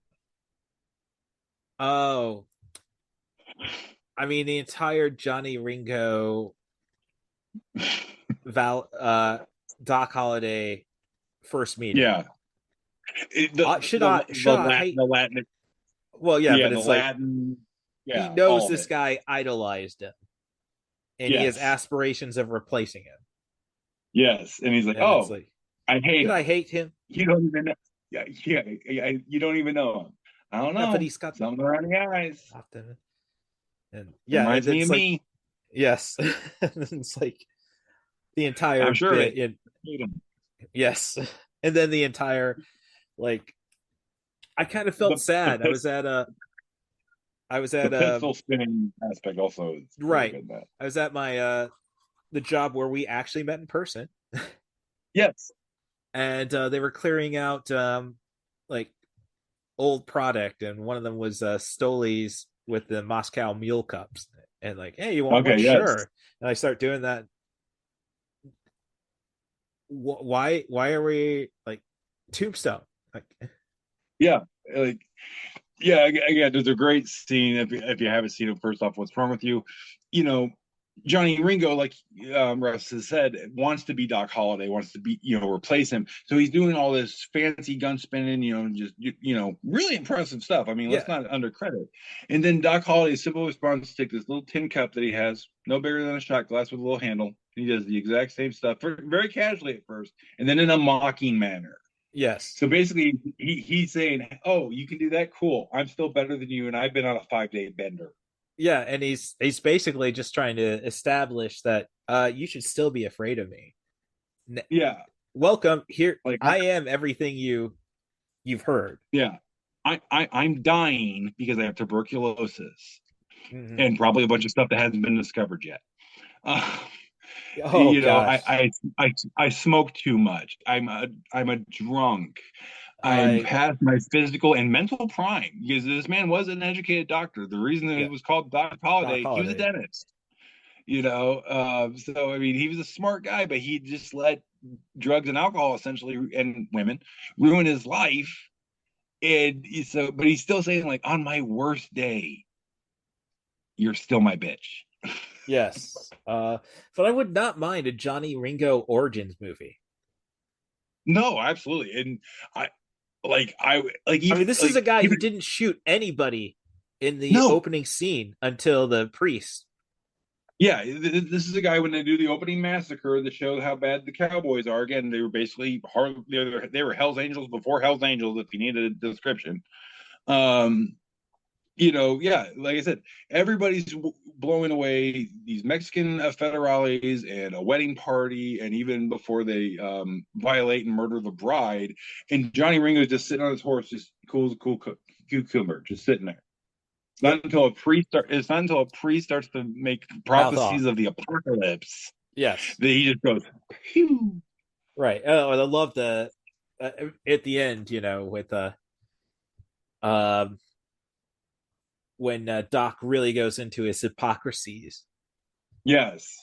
Like, my hypocrisies know some bounds, and then I was just talking to that priest about the Church of Rome. I suppose my hypocrisies are boundless. You aren't a hypocrite, Doc. You just like to pretend you're one. You pretend to be one. Like I said, there's so many good lines, and they almost all of them come from Val Kilmer. But yeah, I think my favorite line in the movie is the one that you see in the trailer, you see in all the commercials. You tell him I'm coming, you cur, and I'm coming to get all you curs. You tell him I'm coming, and hell's coming with me. You hear me?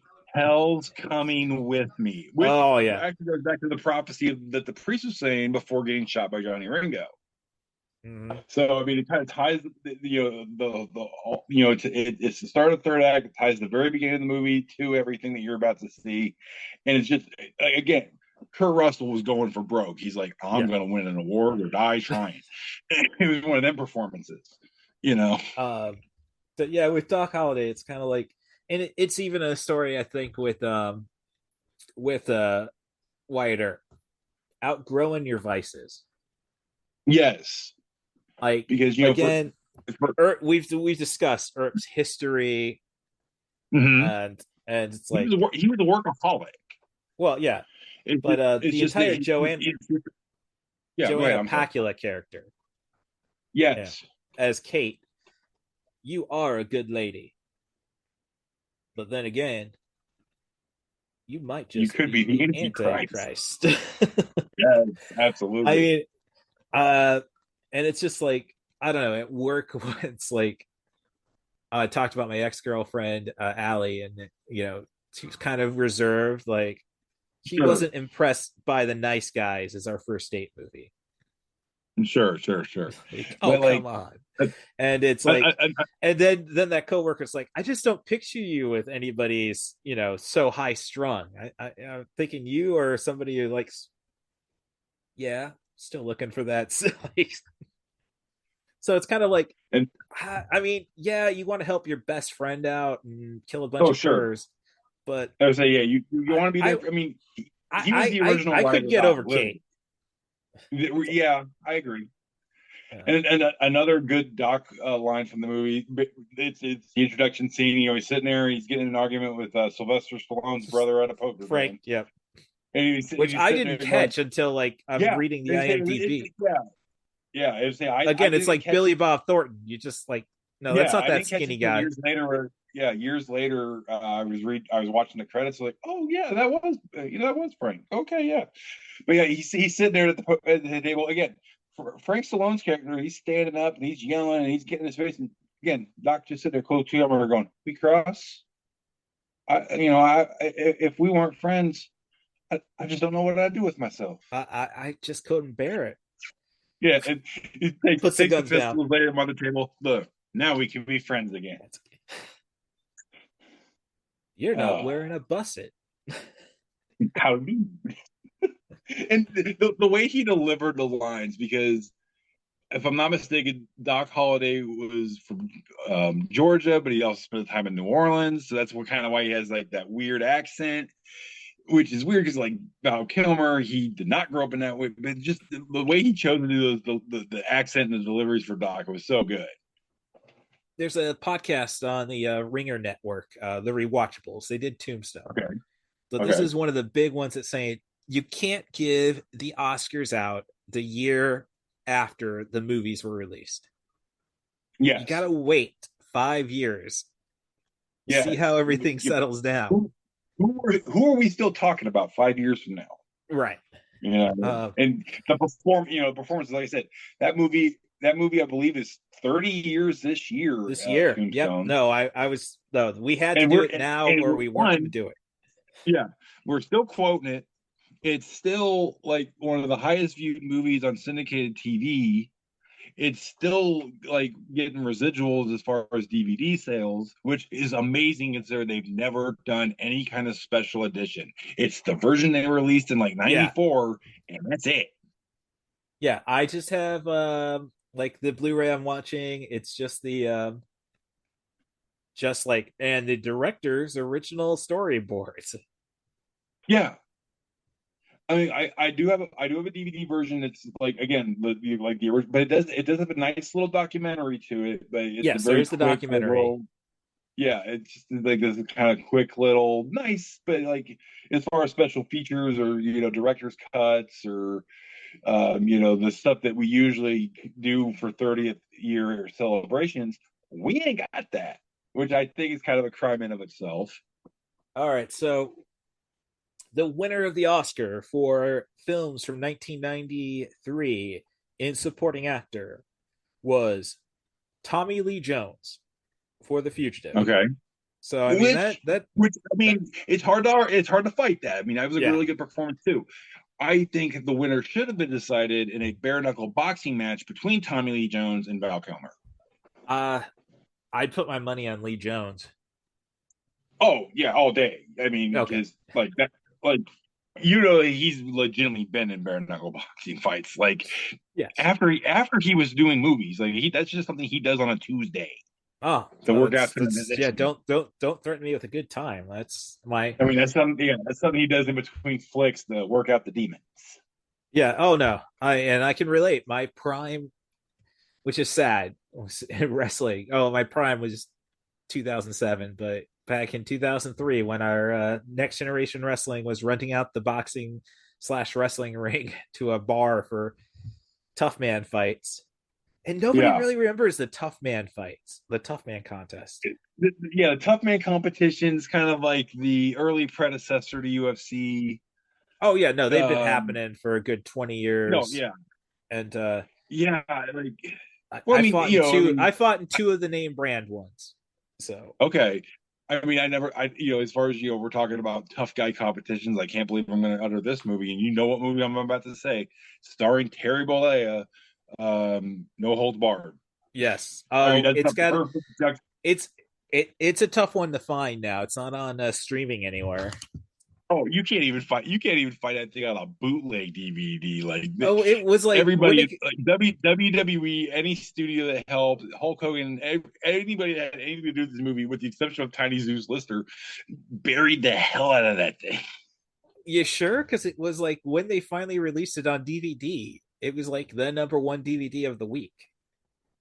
Right, but that's the thing. It took 25 years for that. They had to bury it for 25 years and then do that for it to become what it was. Right. It's like it's one of those ones where, like, it's so bad we're gonna hide it, but people want it, but we're gonna give it to them in a couple of decades.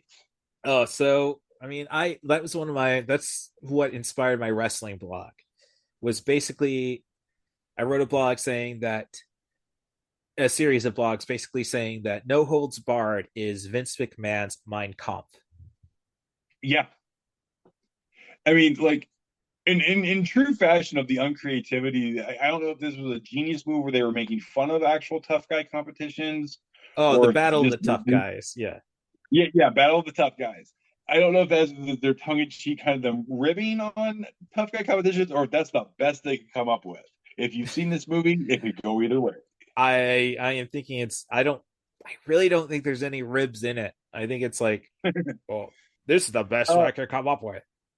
I keep in mind, I think Vince McMahon wanted the WrestleMania was not the first name Vince McMahon wanted to use for it. No, it was something even weirder. Yeah. Let's be fair. The fact that they are still using the name WrestleMania 40 years later, because that was a very 80s, very that, like, when that came out in 83, 84, yes, it made sense to use that word.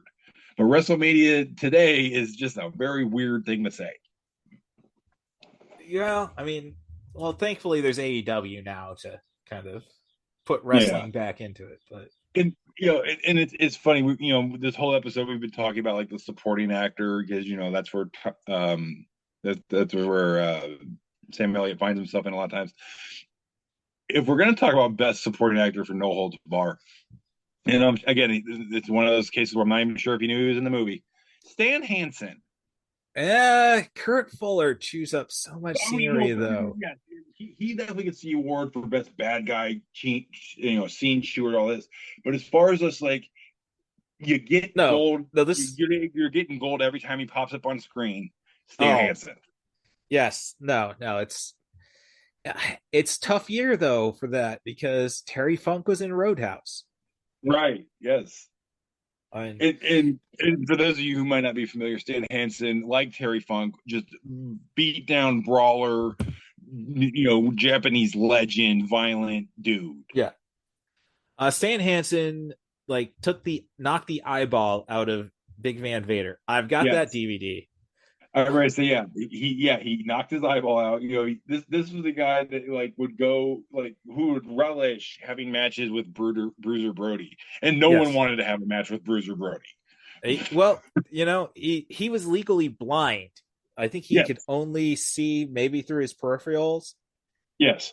So, if you're going to in a match with, I'd rather face Brody because there's a chance Brody might hold up if he likes you. This is true. Stan Hansen, no, he's got to swing. He's going to hurt you. Yes, he can't help it. He's going. Yeah, and I think Necro. Yeah, and I think Necro Butcher suffered from the same thing. Necro Butcher from the wrestler. Yeah. No, I'm just saying he was legally blind. I met Darren once. It's amazing. That's they always want to, when it comes to wrestling, they always want to talk about steroids and drugs. They never talk about the fact that some of these guys just are not should not be physically able to do it because they're blind, or stuff like that.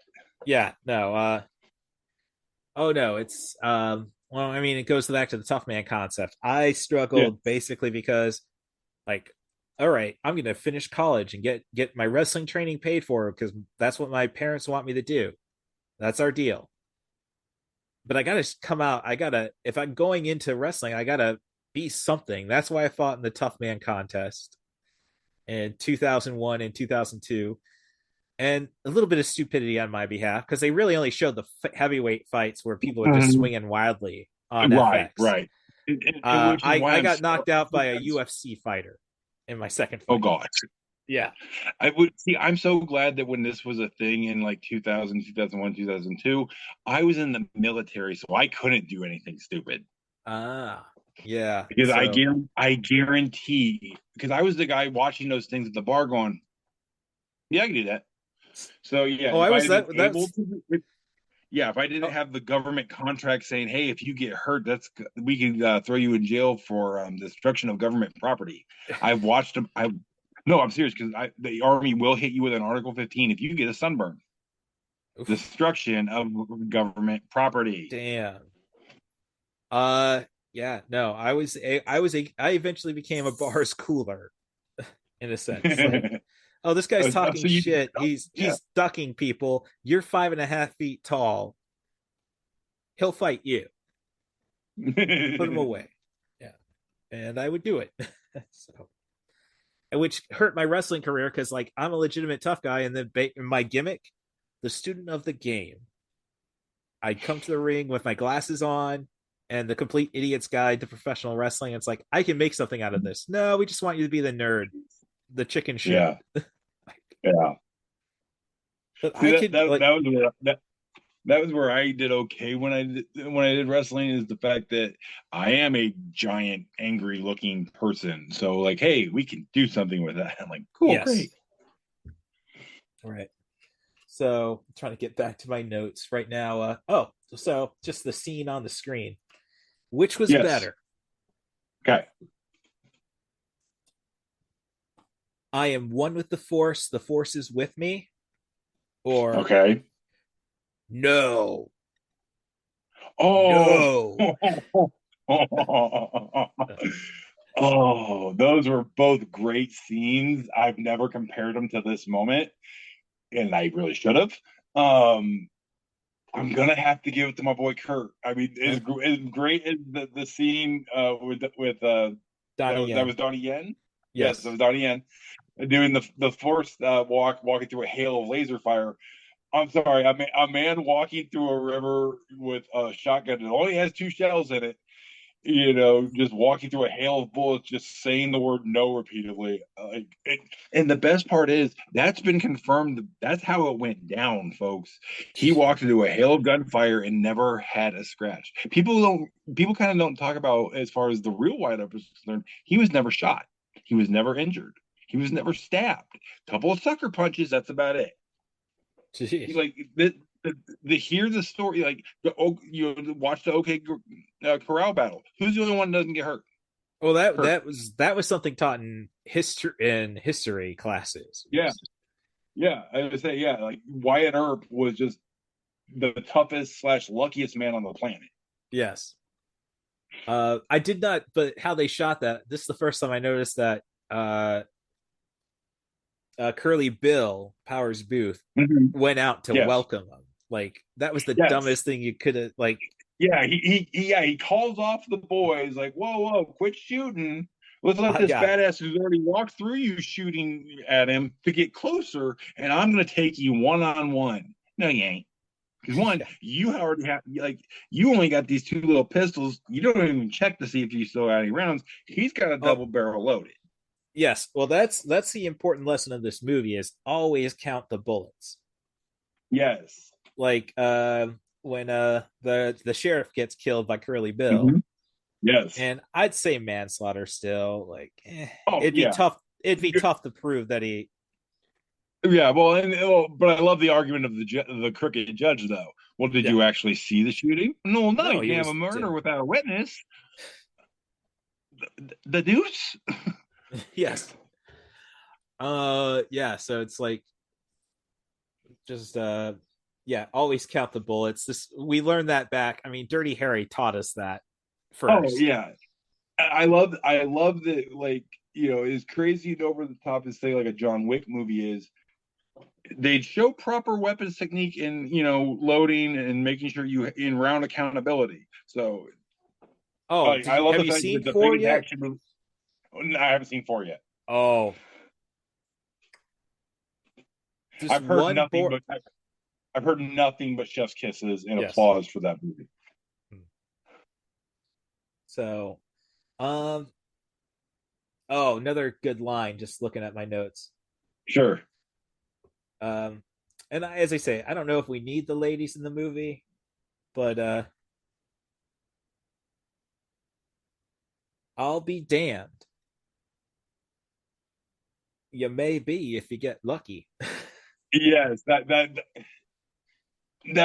another thing that I love about this movie is you can tell that Doc and Wyatt are nothing but just, I mean, yes, they're cool dudes, but at the end of the day, they're just dumb. They're dumb buddies. They hang out, they have their own inside jokes, they talk shit about each other. Probably when they should be like, saying, hey, you might be damned when your wife's sitting right next to you. I mean, yeah, Doc is that best friend that you have to like, you see the memes all the time, like, I'm the best friend you have to introduce by making an apology for. That was Doc for Wyatt, but Wyatt never made the apology. He took Doc flat out. Like, this is how I want my Doc. I want him drunk. I want him belligerent. I want him to be an asshole. But that's my boy. Yes. Let's see. Other things we're coming up on the Ringo showdown. Yes. Oh, that's just an excellent dynamic again, though, with Curly Joe and Johnny Ringo. Yes. The Curly Bill Johnny Ringo dynamic was very good as well, because you had one that hated his very existence. Yes. And then you had the other one that was basically a hopped up 12-year-old. Right. Well, I would say, no impulse at all. Yeah. No, Kilmer's speech about Ringo. Yes. Is just great empty hole in the middle of him. He's angry at what? For being born. Yeah. He wants revenge. That's the only thing that'll make him happy. And like, he just wants to be a force of destruction. Yeah. Like, it kind of like the line from Michael Caine from Batman, The Dark Knight. Dark Knight.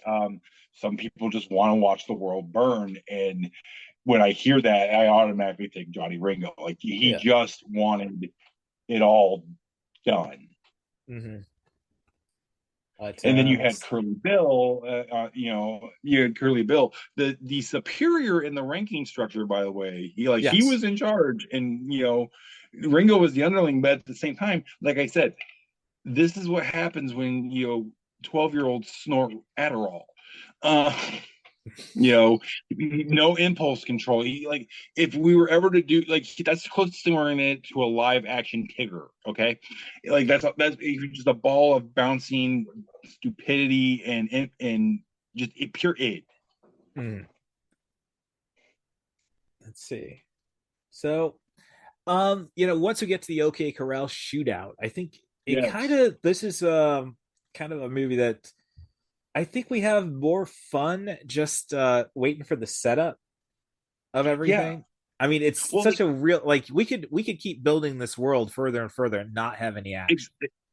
Exactly. And Tombstone and the Wyatt Earp movie that Coster did were obviously not the first movies done about Wyatt Earp. There were movies being done about him in his lifetime.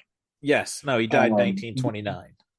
Yeah, there was Hollywood stars as pallbearers in his, that was how he spent his later years as a consultant making westerns on Hollywood sets. Yes. So like I said, lots of movies have been made about him, but most of those movies ended 3 seconds after the OK Corral shootout. That was like the big crescendo of the movie. In Tombstone, it was maybe the halfway mark. Yeah, no, this is like, now we got a different movie. We got a revenge movie. Because, I mean, as I say, the right-wing elements, when you have, just the random executions, like, feel bad for the guy in the opium den.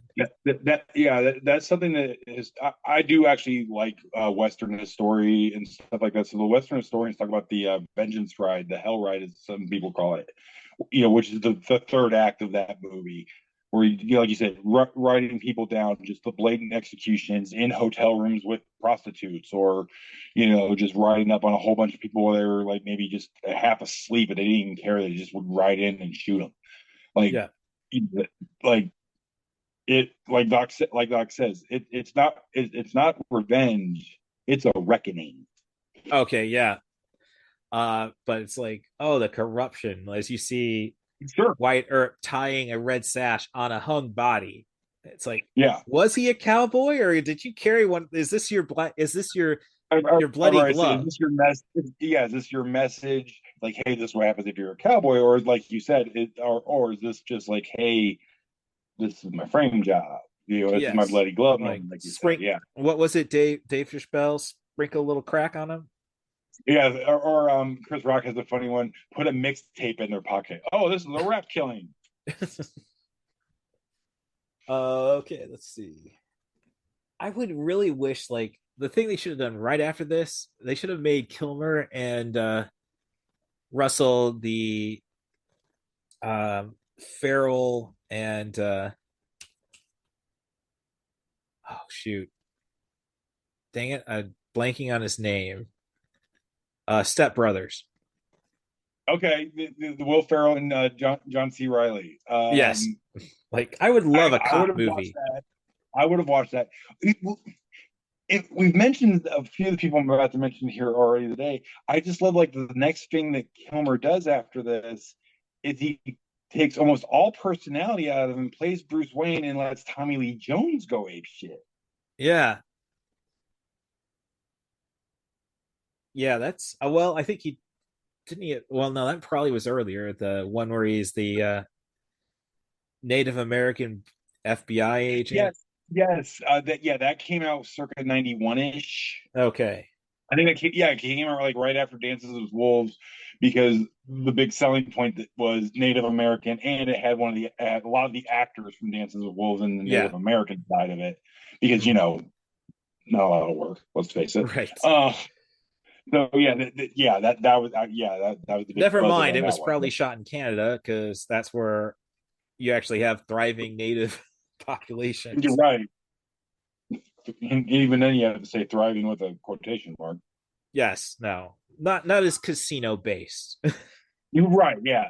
It's unfortunately, up there it's like they still actually have like a lot of the native customs. Where down here it's like, oh, we have to run a casino. Yes. Yeah. So other elements like Stephen Lang is weird to see as a chicken shit now. Yeah, because you think of him now, you think of like him in Avatar, you think of him in the Don't Breathe movies, but when you get VFW, yes, when you see him here, he wants to be the tough guy, but as soon as someone turns on him, he's a little chicken. He's just a yellow belly cur, to quote Wyatt. Yeah. But yeah, it's just it is weird to see him who campaigned hard to be Cable in Deadpool 2, and I wouldn't have minded seeing it, but he campaigned hard for that role. Yeah, but yeah, it's just hard to see him, like you said. It's weird. Like I didn't even realize that was him for the longest time, because he is a little chubbier. He is a little, he doesn't, he's not a tall person. You see him in the movie where he's a badass. He does have this big imposing figure. And here's the first time we kind of peel back all that shininess. Like, we got this little dude, little paunch, like, meh, meh, meh, meh. Oh, he reminds me of like a Chihuahua. Yes. Small dog. Yeah, small dog syndrome. Small dog, big mouth, and talking smack. And then when the Great Dane turns around and says, "What?" The Chihuahua's hauling butt. Mm-hmm. So that's So yeah, it's very weird to see him as a chicken. So I know this is. Oh, go ahead. Oh, did you catch the train car that the Earps left on?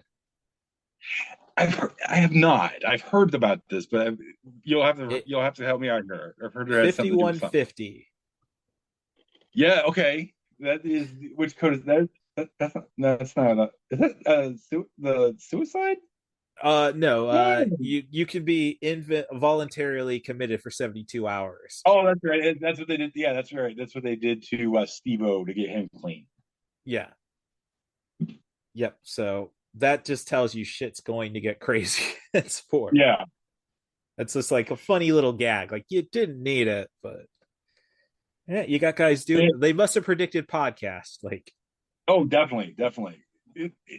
It is weird to see like the little Easter eggs they'll put in movies like that. Like, hey, we're literally telling you everything's gonna go batshit crazy by the train number, right? You know?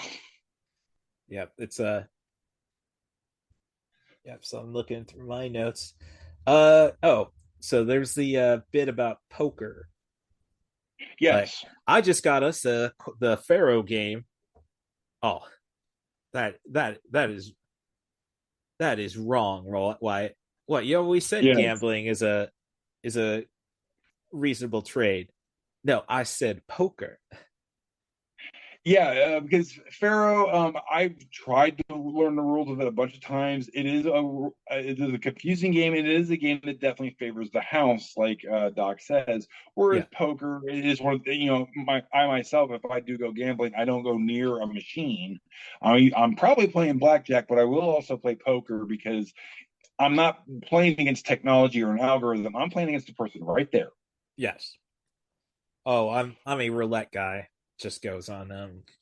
Yeah, you just read the numbers, you hope the trend continues, and then you walk out. Mm-hmm. Yeah, with that, but poker is essentially basketball when you look at it. Okay, yeah, you have my attention.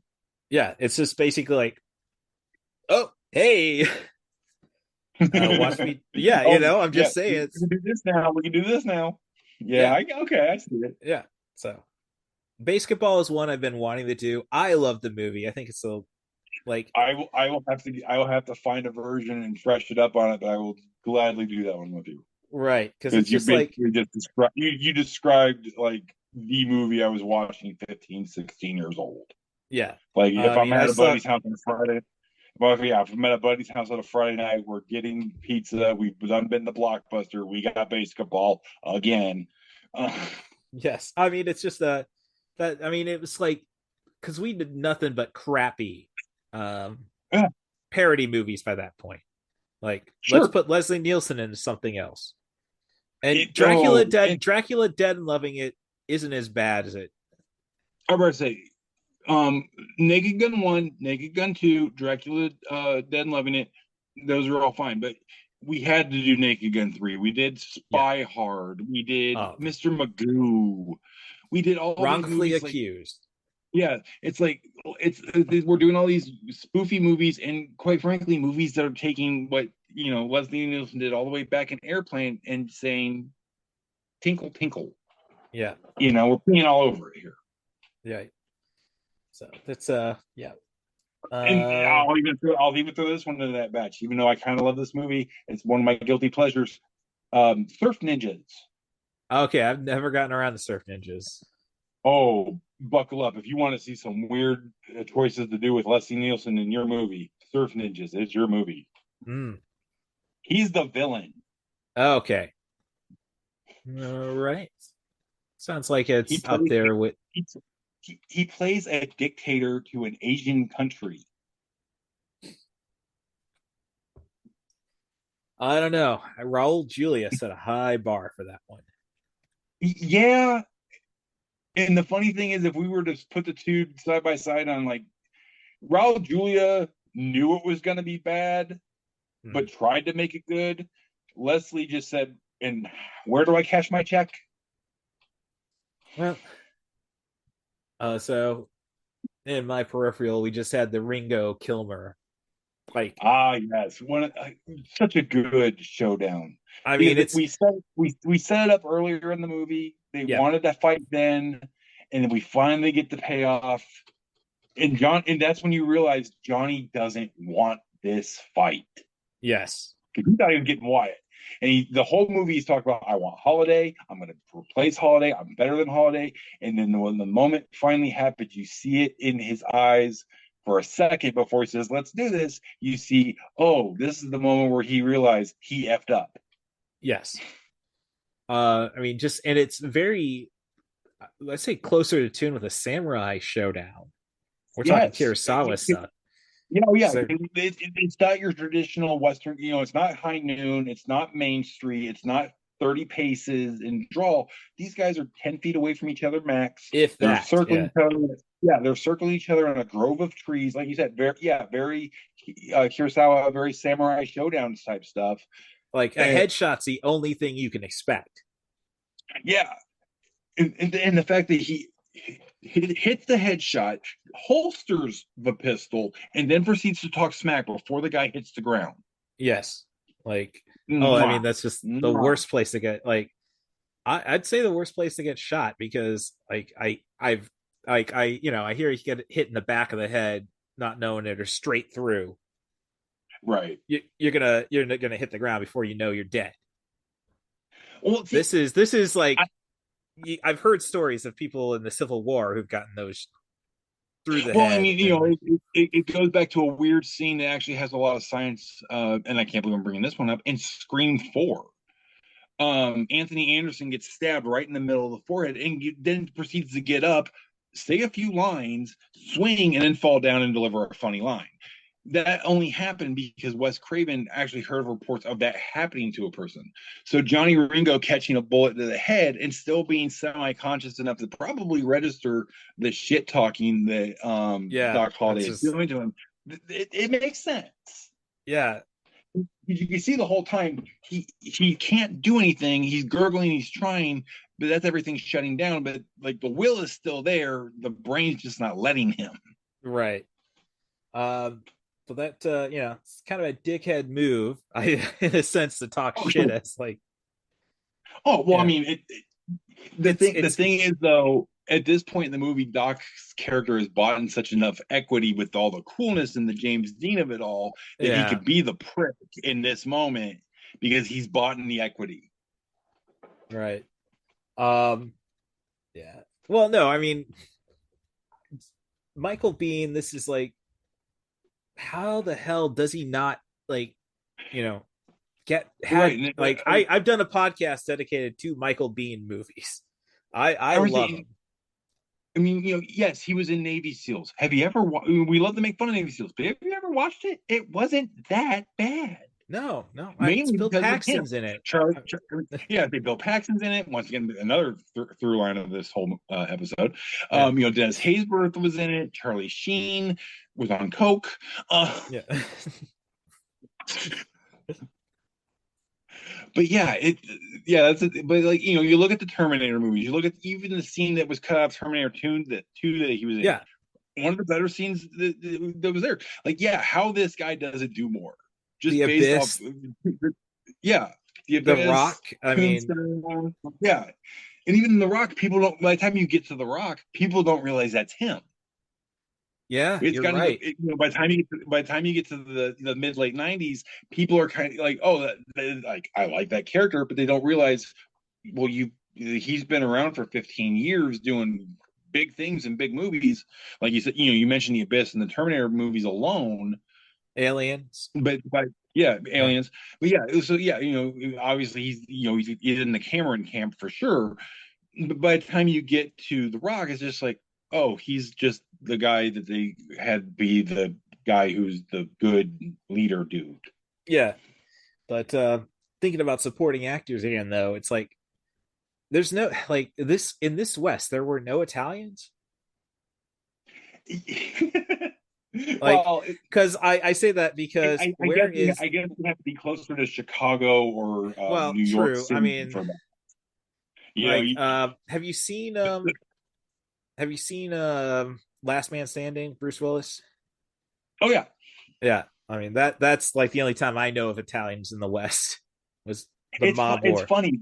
It's funny. Yeah, the only time you see Italians in a period piece like that is if we're in Chicago or New York, and the only time you see him is more than just and I say this loosely, more than just a stereotypical character is in period pieces in the 20s. But even then, they're still the stereotypical mobster stuff like that. Untouchables comes to mind. Yes, but I say supporting actors, like, where was Joey Pants? Yeah. Joe Pantoliano. Could you imagine Joey Pants in a scene with Billy Bob? Like if he was the guy that Billy Bob was yelling at to put out the cigar. Oh, okay, yeah. Like let's let that character have a little bit more bite to him. I want to see the interaction between Billy Bob as the grumpy gambler dealer guy, and just the degenerate smacking gambler of Joey Pants. Yeah, like no, yeah. You can't make sure he's got a few lines. You can't tell me you couldn't have plugged him into that movie somehow. Yes. Oh no, that's another rewatchables category. Would this movie be better with Danny Trejo, Steve Buscemi, Samuel L. Jackson? Yeah, I mean, and you brought up Trejo. He could have been one of the Cowboys. He could have been the token Mexican that they had, and just plug him in there. Yeah. So it's like, yeah, that's but thinking about dick moods, like, I don't know if I would leave the biography I've written about somebody in their lap as they're dying. They can't read it. They can't critique it.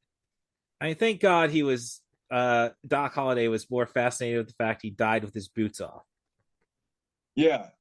And the fact that he could actually see, the fact that he could see his toes, he wasn't wearing his boots, he was in bed. He thought he was going to die. Yeah, the last place he expected to die. Yeah, he figured he was going to die in some smoky saloon, bottle of whiskey, got caught doing something in a card game, running his mouth, something, but not laying in bed. Just okay, I'm time to go. Well, that's leads me to probably my actual favorite line in the movie, not scene. Okay, sure. Yeah, you've been hitting it pretty hard, Doc. Maybe you should take some time to, chill out. Nonsense, right, Wyatt? I have not yet begun to defile myself. He'd been on a 36-hour bender. Yes. And just again, just the homie trying to get homie to go pass out on the couch. We'll do it again tomorrow, buddy. You need some sleep. Nonsense. I have not yet begun to defile myself. And then he grabs him and tries, like, come on, do not paw at me, sir. I will not paw that.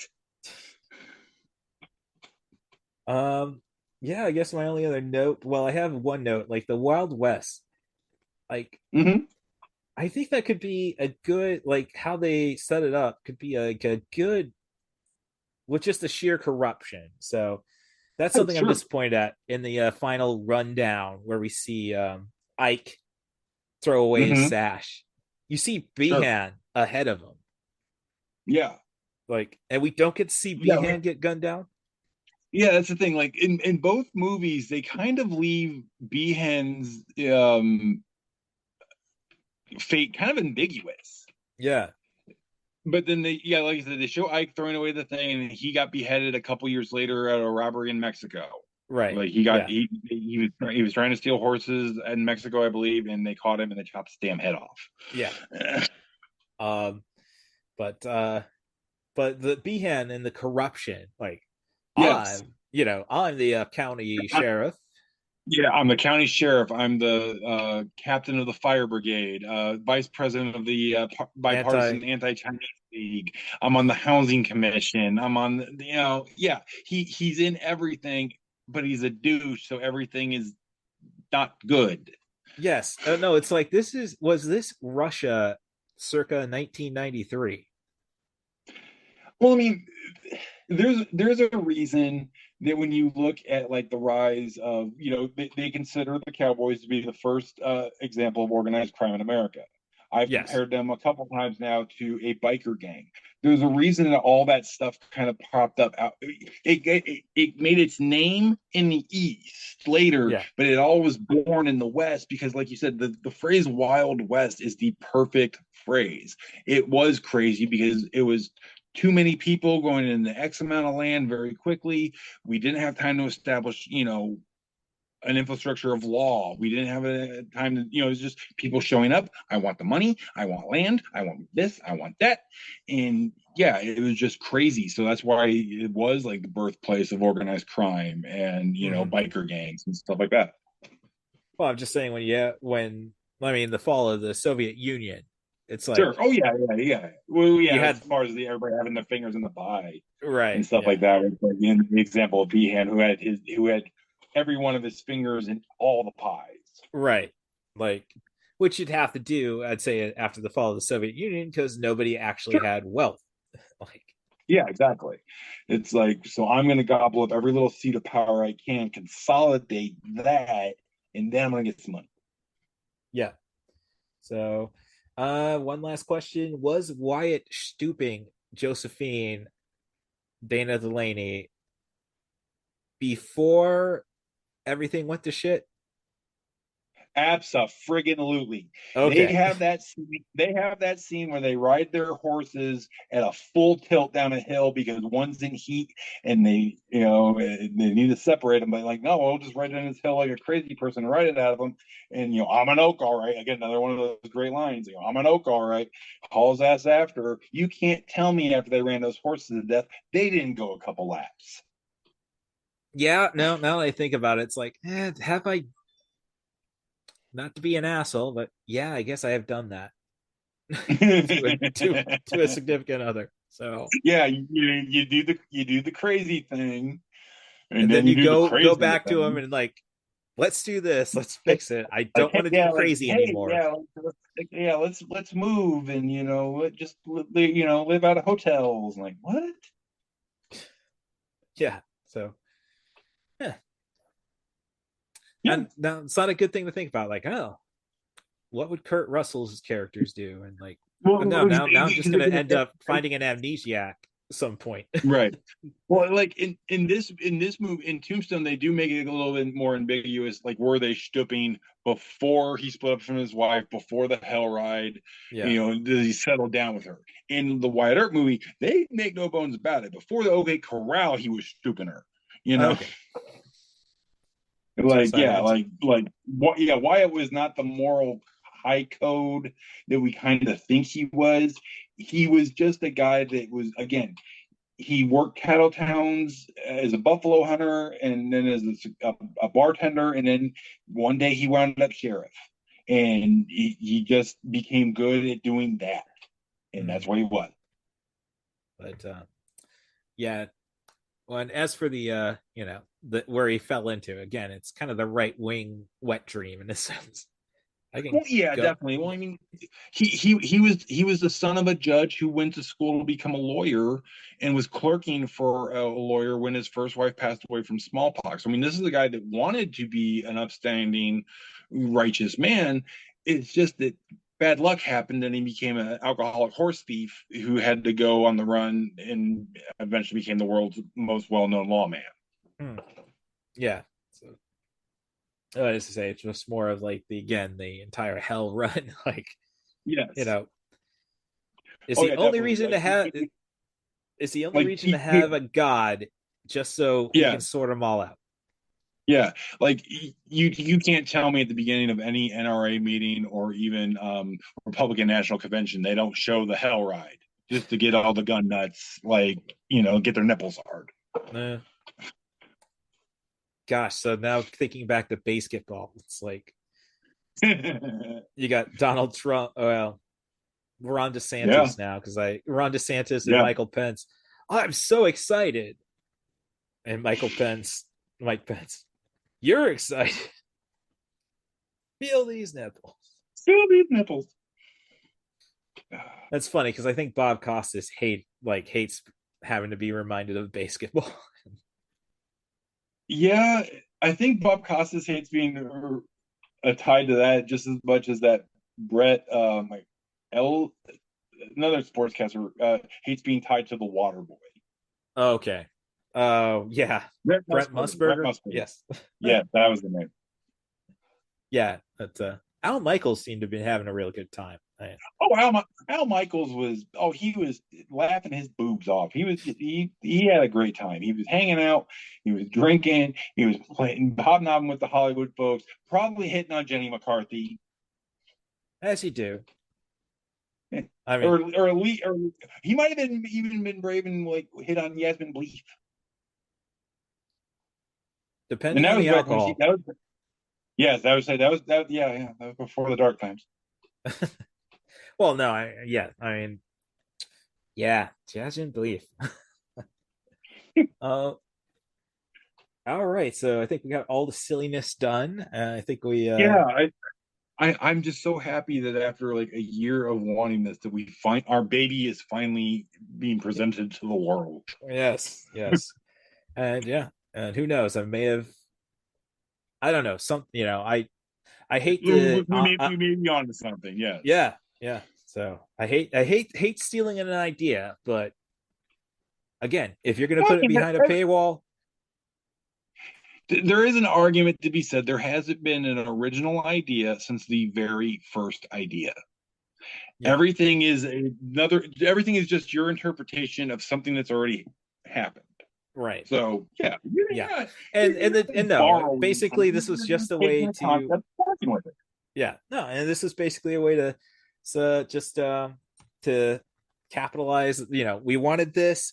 We finally found. It was a way to shoehorn in a movie that, due to constructs and rules of the podcast, we couldn't ever have done. But it was a nice way to get there finally. So, yep. So that's. Plus, I got to talk about Roadhouse and Tombstone in the same day. No. I should go buy a lottery ticket. This is just. I'm just so happy right now. All right. Well, I mean, all I can ask you is to really push the promotion on this one, because I think we do need the feedback. Definitely. See who has the better cinema to start. It be at the Sasquatch. Sasquatch Cinema House, or the Six Raven Moviehouse. Do you want the? So I got the popcorn. You got the grill. Yes. So as I say, you got to really push this. Like, I really should probably hit my parents up for the money that they are spending to send me to the Cubs in England in a couple of weeks. No, hold on. I still vouch that is a sound financial decision. You go to England, you watch the Cubs probably lose, and you come. They're playing the Cardinals. Okay, the Cardinals aren't shit. Have you seen how they've been playing this year? I saw Kyle Hendricks had an excellent game a couple nights ago. He had that great game yesterday. Yeah, and I had almost forgotten he was still on the team. Oh no, he's going to be moved at the trade deadline. I know how the season. Oh yeah, I know that when the trade deadlines come down in about a month or so, he's gone. Yeah. Unfortunately. I still think we got a lot of good pieces. We just have to spend the money. Like the pieces are there. They just need more focus and direction, which is a very broad way of saying they just need something. Yeah. Oh no, I'm just saying you really got to commit to the long. I don't want to say Alfonso Soriano, but sure, you got to you got to offer somebody something. Oh, absolutely. And that's the thing that this is a critique I've had about the Cubs since I was a child. They try to play the long game. Yes. Every once in a while, you got to be the Yankees. You got to bust out the checkbook, and you got to play the right now game. Oh no, they can. That's just it. We have the money to play the right now game. Yeah. And they don't. That's what's so frustrating. They always do try to like we're going to develop, we're going to build, we're going to rebuild, and we're going to rebuild the rebuild. I'm like, just sign every free agent you can and win a ring. It ended up working out for them though, until the kids who were born after 2016, you don't have anybody to please. No. Well, that's the thing. I was 36 when it happened. I'm going to slightly disagree with you. Like, yes, we all had the phrase. It was tattooed on every Cubs fan's tongue. Just one before I die, and we got that. But now we know you can do it. Now we're kind of ticked off that it took you 103 years to do it.